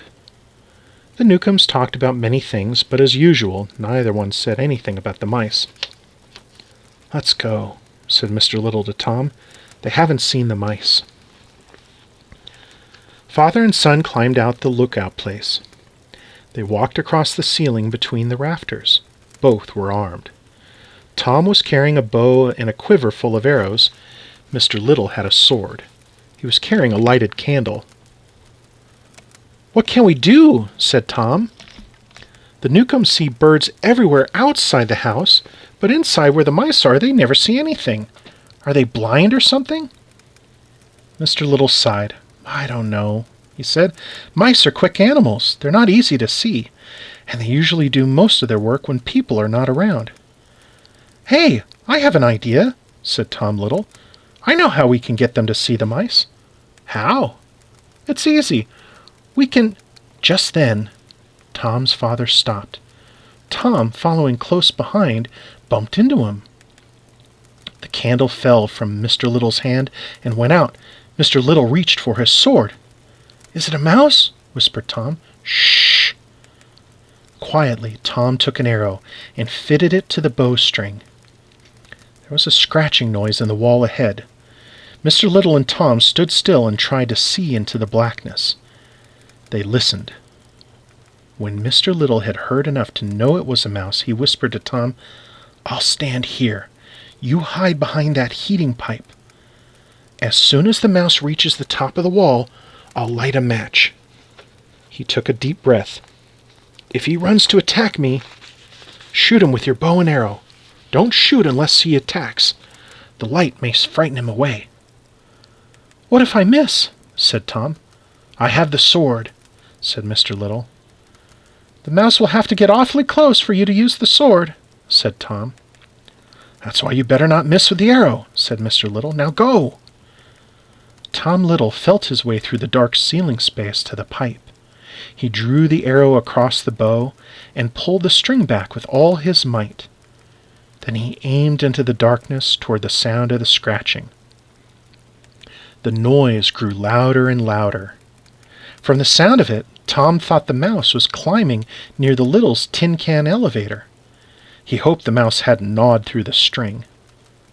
The boy had never seen a mouse. He had, of course, heard many scary stories about them. He was ready for something terrible. Suddenly there was a burst of blinding white light. His father's match! Shadows danced. Tom Little blinked. Then he saw the mouse. It was climbing up over the edge of the wall. Its eyes were like black mirrors, shining back the light of the match. Tom forgot what his father had told him. He didn't wait for the mouse to attack. Instead, as soon as he saw the beast, he shot the arrow. It flew through the air and struck the mouse in the foreleg. The mouse squealed. "Nuts!" yelled Tom. "I forgot!" He shot another arrow. By that time, the mouse had climbed over the wall. As it struggled to its feet, the second arrow hit it in the rump. It squealed louder. The arrows didn't stop the mouse. It crawled toward the light. A low, snarling growl came from deep in its throat. Mr. Little stood his ground in the middle of the ceiling space 4 feet away from the oncoming mouse. In one hand, he held the sword at arm's length, pointed at the mouse. In the other, he held the burning match high over his head like a torch. Then he lowered the match torch and pointed it at the mouse. Suddenly, the mouse turned and limped away. Chapter 7. Mr. Little and Tom were not the only Littles who fought with mice that day. Uncle Pete and Lucy had a narrow escape in the cellar. They had been burning trash at the hot water heater when 2 mice trapped them. Uncle Pete and Lucy were under the water tank next to the burner, and there was no safe way out. At first, Uncle Pete tried to fight them off with his bow and arrows, but the old bowstring broke with the first shot, and he missed. Luckily, Uncle Pete had made 2 torches from burnt matches he found near the heater. He had wrapped rags around the ends of the matchsticks. Then he dipped them in a puddle of oil near the furnace. When the bowstring broke, Uncle Pete lit the torches. He and Lucy waved them at the mice and frightened them away. Back in the safety of their rooms, Uncle Pete made a new bowstring. He waxed it carefully and strung it on the bow. "Someone's going to get hurt if this keeps up," said Mrs. Little. "When are the Newcombs going to help us?" "Probably never," said Uncle Pete. "Tom has a plan," said Mr. Little. "It's a good plan, and I think it will work. Tell your idea, Tom." "Well," said Tom, "those Newcombs never see the mice, so they don't bother to set traps, right?" Tom's mother nodded. "Suppose we show them a mouse. Then they'll know, right?" "How do we do that?" said Uncle Pete. "We don't have any mice. Your mouse got away and my bowstring broke." "We don't want them to see a dead mouse, anyway," said Mr. Little. "Then what on earth is the boy talking about?" said Uncle Pete. "Get to the point." "Suppose I dressed up like a mouse," said Tom. "I could run across the kitchen floor right in front of Mrs. Newcomb." "Good heavens!" said Uncle Pete. "Is the woman an idiot? Couldn't she tell a fake mouse from a real one?" "If the fake mouse were fast enough," said Mrs. Little, "she might think it was real." "There's only one thing wrong with Tom's plan," said Mr. Little. "I'll do the mouse running. As head of the family, it's my job." "But, Dad, you're too big," said Tom. "I'm just the right size. It won't look right if you do it." "Oh, dear," said Mrs. Little. "Do you think so?" "The boy's right," said Mr. Pete. "If we're going to use his plan, let's do it right. He's the perfect size for the job." It was decided. Tom would play the part of the mouse. Mr. Little would go with him to tell him when and where to run. Granny Little set to work making the costume. By the next afternoon they were ready. Tom was dressed in the costume. He looked quite a bit like a real mouse, even from close up. Granny Little had done her work well. She had sewed on ears and whiskers. Tom used his own tail, of course. His mother oiled and brushed down the hair so it had the shape of a mouse's tail. "Tom, you look a fright," said Mr. Little. Uncle Pete came into the room. "Mrs. Newcomb's in the kitchen now," he said. "It's time you two got moving." Just a minute," said Granny Little. She was on her knees making some last-minute changes. "It's too loose around the ankles. You don't want him to trip, do you?" Lucy stood behind her mother, sneaking looks at Tom. "Mother, doesn't he look awful?" she said. "I want to see myself in the mirror," said Tom. Hold still," said Granny Little. She worked for a moment longer. "There!" She stood up and looked at her work. "Granny, it's wonderful," said Mrs. Little. "It's awful," said Lucy. The family followed Tom as he squeaked and galloped on all fours over to the mirror. "Tom," said Mr. Little, "this is not a joke. I want you to remember that." "I'm practicing," said Tom. "The boy is high-spirited, that's all," said Uncle Pete. "I was that way myself when I was his age." Mr. Little had to pull his son away from the mirror. "Come, Tom," he said. "We're wasting time. Mrs. Newcomb may not be in the kitchen for long." All the Littles went with Mr. Little and Tom down the passageway as far as the tin can elevator. Mrs. Little tried to kiss Tom, but the mouse costume covered his head. Instead, she pulled his tail gently. "Be careful, Tom. Do just as your father tells you," she said. "He'll be all right," said Mr. Little. "He knows what to do. We've gone over it and over it." "What's all the fuss?" said Uncle Pete. "They'll be back shortly." Mr. Little and Tom climbed into the tin can. They had rigged up the tin can elevator from an old soup can and bits of string tied together. The elevator dropped slowly out of sight.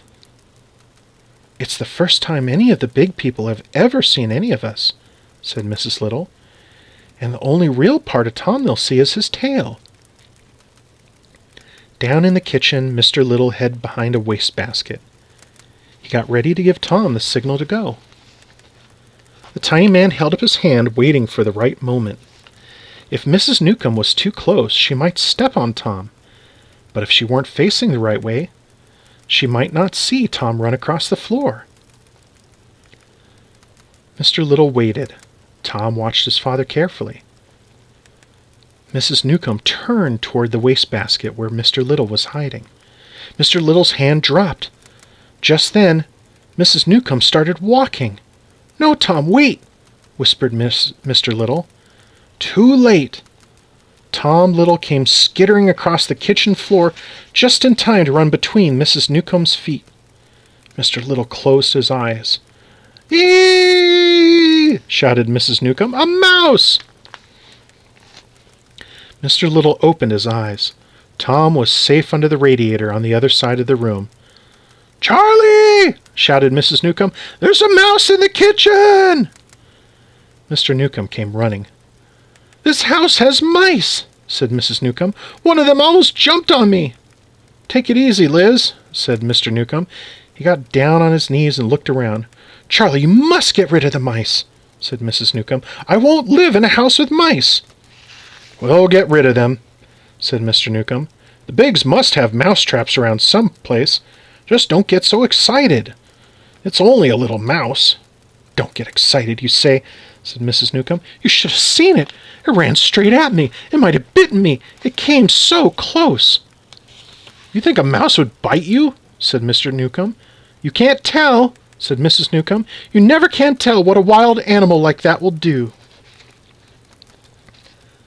Chapter 8. The Littles were very pleased with the success of Tom's plan.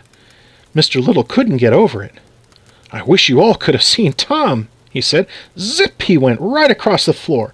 "It's a mouse!" yelled Mrs. Newcomb. "Oh, my!" It was something to see. "He's a little all right," said Uncle Pete. "He has that little bravery." "I only had a little bravery is right, Uncle Pete," said Tom. "I was kind of scared." All the Littles laughed, except Uncle Pete. "Tom Little, you ripped this mouse costume," said Granny Little. She was looking at it under a light. "I'm sorry, Granny.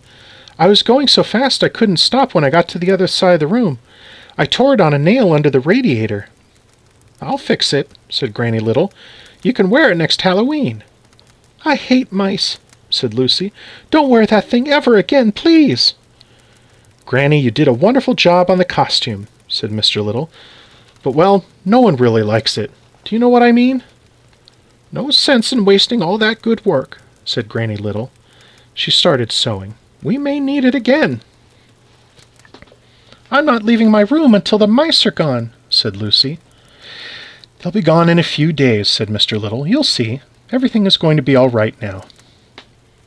"I say we should give Newcomb a helping hand," said Uncle Pete. He picked up a sword made from one of Mrs. Big's needles. "On guard!"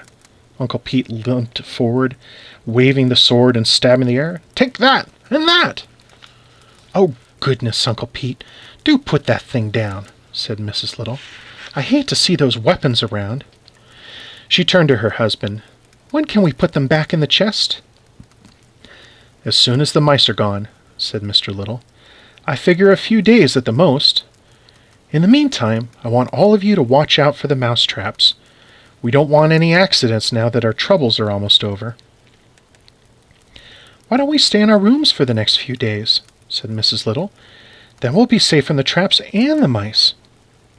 Uncle Pete didn't think so. "We should know what's going on at all times," he said. "Bad business, sticking your head in the sand like an ostrich." "Let's look around once a day, then," said Mr. Little. "That should be enough." "I'm going down to the kitchen first thing tomorrow morning," said Uncle Pete. "I want to see those mouse traps with my own eyes." "May I go with Uncle Pete this time?" said Tom. "Lucy doesn't want to go, do you, Lucy?" "I'm not leaving my room until the mice are gone," said Lucy Little for the second time.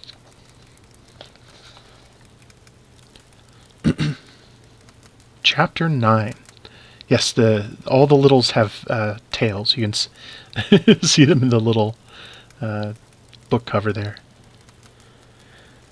The next morning, Mr. Little was walking back and forth in the Littles' kitchen. Mrs. Little and Lucy sat at the table watching him. Granny Little was sitting at the table too, knitting. Mr. Little kept looking up at the clock on the wall. 10 o'clock, he said, and they're not here. They should have come back half an hour ago. "Who's not here?" said Granny Little. "Uncle Pete and Tom," said Mr. Little.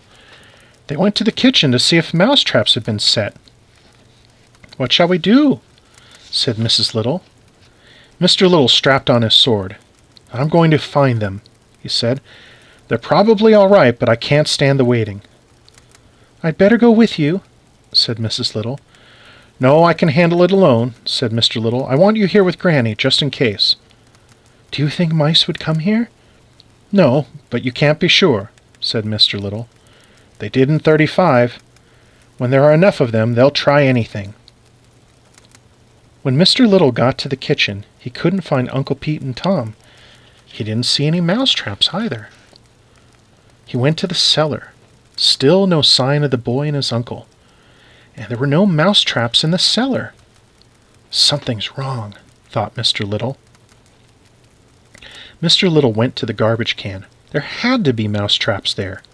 It was the best place to catch mice. But there were none, and still no sign of the missing Littles. "It's very strange," thought Mr. Little. No mice, no mouse traps, and no Tom or Uncle Pete. He decided to return to the kitchen. That's where Uncle Pete wanted to go in the first place. So Mr. Little turned back and headed for the kitchen. Meanwhile, back in the Littles' rooms, Lucy was thinking about her father. "Suppose he needs someone to send a message or something. I should have gone with them." She looked into the living room. Granny Little was sitting in her chair by the fireplace. Lucy's mother was watching the door, a kitchen knife in her lap. "I should be with my father," thought Lucy. Then suddenly she made up her mind. She ran to her room and got the bow and arrows. Then she slipped out the back door into the passageway. Mr. Little was in the kitchen under the radiator. He waited until he could hear the Newcombs talking in the living room. Then he felt it was safe to look around. Near the door to the dining room, he came upon Uncle Pete's sword. Uncle Pete would never let go of his sword, he thought, unless it was knocked from his hands. This is bad. I wonder if... He put the thought out of his mind. Don't think, he told himself. Just keep looking. Mr. Little drew his sword. He went into the living room. He kept close to the wall and walked slowly toward the fireplace. Just as Mr. Little was leaving the kitchen, Lucy got there. She saw her father go into the dining room, sword in hand. Lucy ran to catch up. Her father was only a few feet ahead of her when suddenly a giant cat leaped at him out of the shadows. Lucy was never so scared in her life. She ran toward the cat. She ran without thinking. The gigantic animal had attacked her father. She would save her father somehow. The tiny girl came up behind the cat. Its long tail swished back and forth over her head. She took an arrow and jabbed it as hard as she could into the cat's tail. "Yow!" yelled the cat, and it ran out of the dining room, through the hall, and into the living room. Mr. Little was not hurt. He jumped to his feet. At the same time, Uncle Pete and Tom came running out of the fireplace. They had been cornered by the cat and were hiding under the logs. "Let's get out of here!" yelled Mr. Little. He ran for the kitchen. "Not without this," said Uncle Pete. He bent down and scooped up his sword. The four Littles dashed under the radiator and through the trap door. Chapter 10. Mrs. Little and Granny Little were still in the living room when the other Littles hurried in. "Lucy," said Mrs. Little, "I thought you were in your room. What happened, Will? Why is Lucy with you?" Mr. Little told his wife what had happened. "Lucky for us, Lucy decided to follow me when she did," he said. "I still can't believe it. She attacked that huge cat." He shook his head. "It's amazing," said Uncle Pete. "Absolutely amazing." "We were pinned under the logs, Mother," said Tom. "I never got a chance to shoot my bow and arrows." "What are we going to do about that cat?" said Uncle Pete. "Never thought they'd get a cat to chase the mice." "We're safe inside the walls, at least," said Mr. Little. "That monster won't be able to get us here." "There's the problem of getting supplies," said Uncle Pete. "We'll have to leave the walls for that." "I think I know how we can get rid of the cat," said Mr. Little. "How?" said all the Littles. "By getting it in trouble," said Mr. Little. "We can pull down the curtains for one thing. The Newcombs will blame it on the cat. We can keep spilling its milk. At night we can make loud cat noises to keep the Newcombs awake. We can even knock over lamps so they will think the cat did it. Pretty soon the Newcombs will think they have the wrong kind of cat.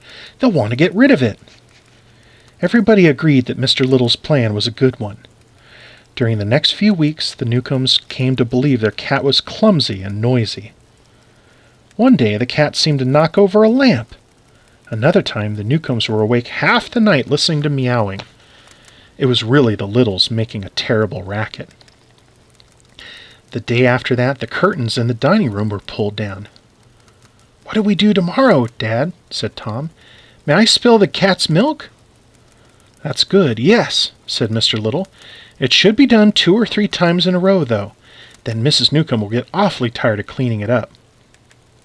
"There's only one thing with this plan, only one thing wrong with this plan, Will," said Mrs. Little.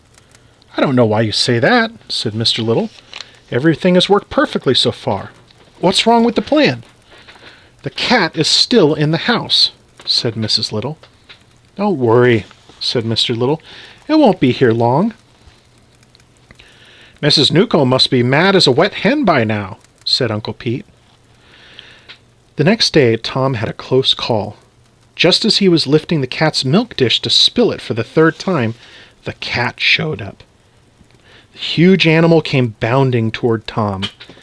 At the last moment, Tom upset the milk dish under the cat's nose. That stopped the cat long enough for Tom to get away. "This plan of yours is too slow, Will," said Uncle Pete. "We're going to have to do something else before that cat gets one of us." "What can we do?" said Mr. Little. "We need larger weapons," said Uncle Pete. "I don't know if that's the answer, Uncle Pete," said Mr. Little. "Besides, that takes time, too." "You're right, though. This plan isn't working. I heard Mrs. Newcomb telling Mr. Newcomb not to get rid of the cat. She's afraid the mice will return." "And she likes the cat," Mr. Little went on. "Thinks it's cute. She says it's high-spirited." "Not only that," said Mrs. Little, "we can't break up everything in the house just to get rid of the cat. It's the big house, after all." "Why don't we try taming the cat?" said Tom. "What?" said Uncle Pete. "Let's see if we can tame it.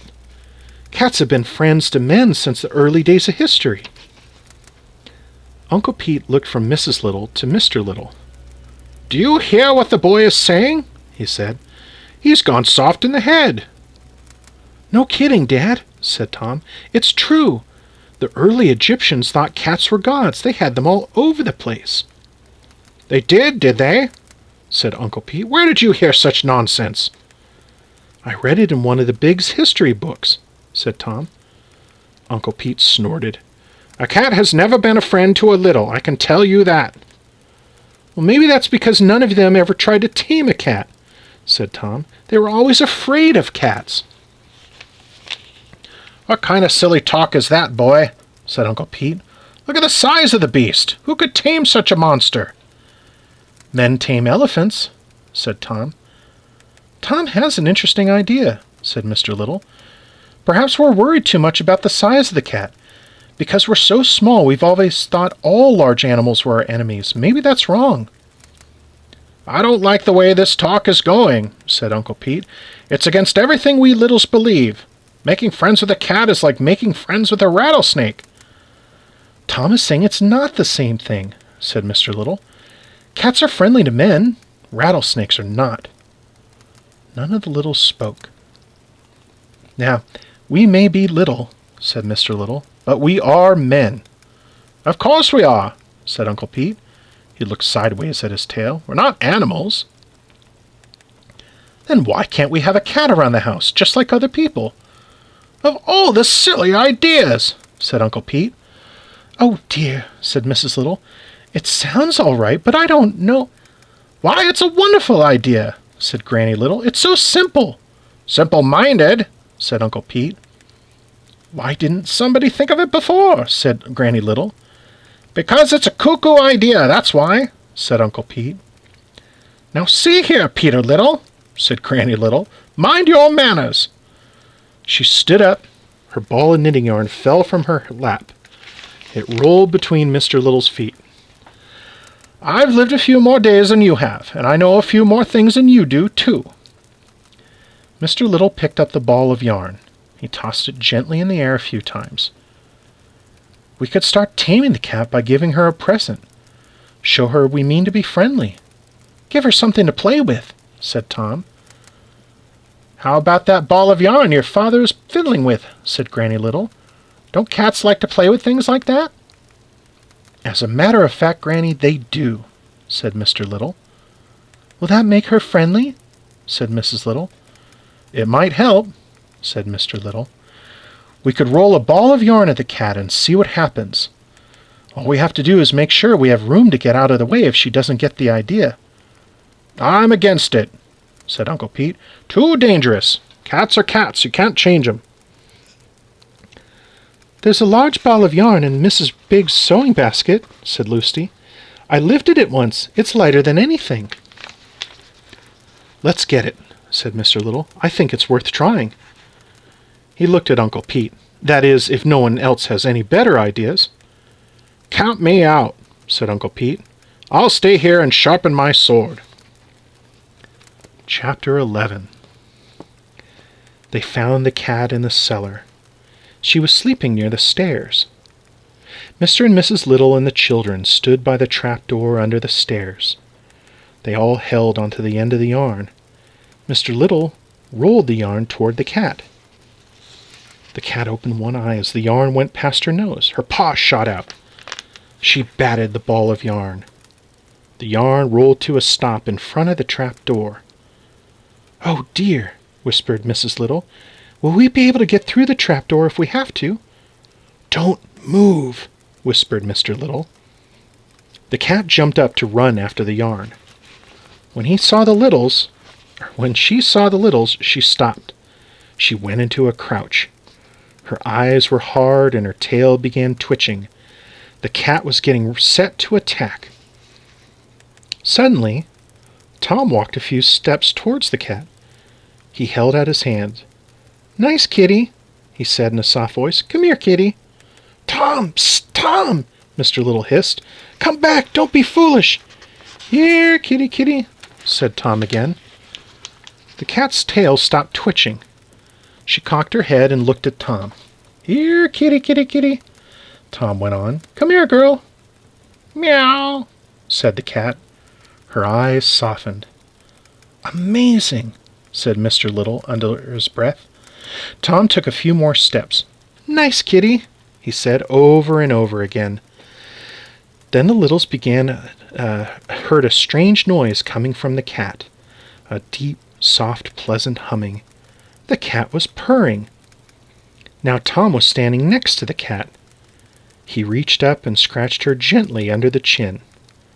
The cat closed her eyes slowly and purred louder. Tom kept talking to her all the while. "It was the talking that did it," said Mr. Little later.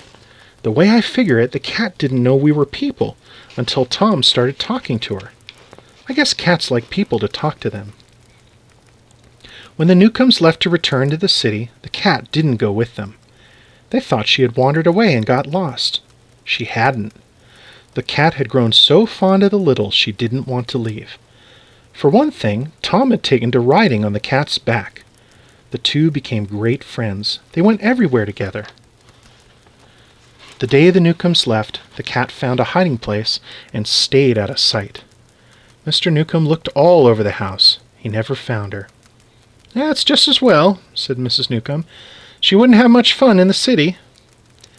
"If she shows up, George Big will take care of her," said Mr. Newcomb.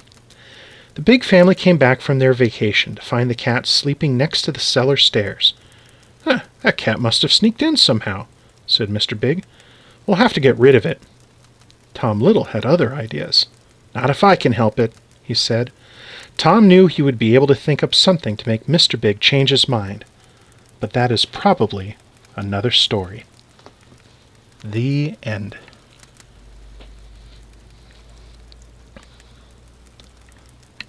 And now, thank you all so much for being here. I hope you've enjoyed the stories, and I've enjoyed reading them for you.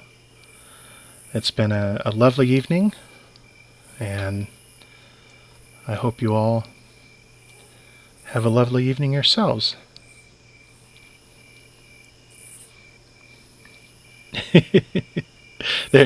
There's a whole little book series of them, the Littles, so I do have some more for next time. And again, just very pleased to get to read for you folks, and I'll have more Moomins and Littles and other things. I don't know, Matt. I really don't know. It's possible, but I want to say Stuart Little is a slightly different character. I think that he's a mouse himself.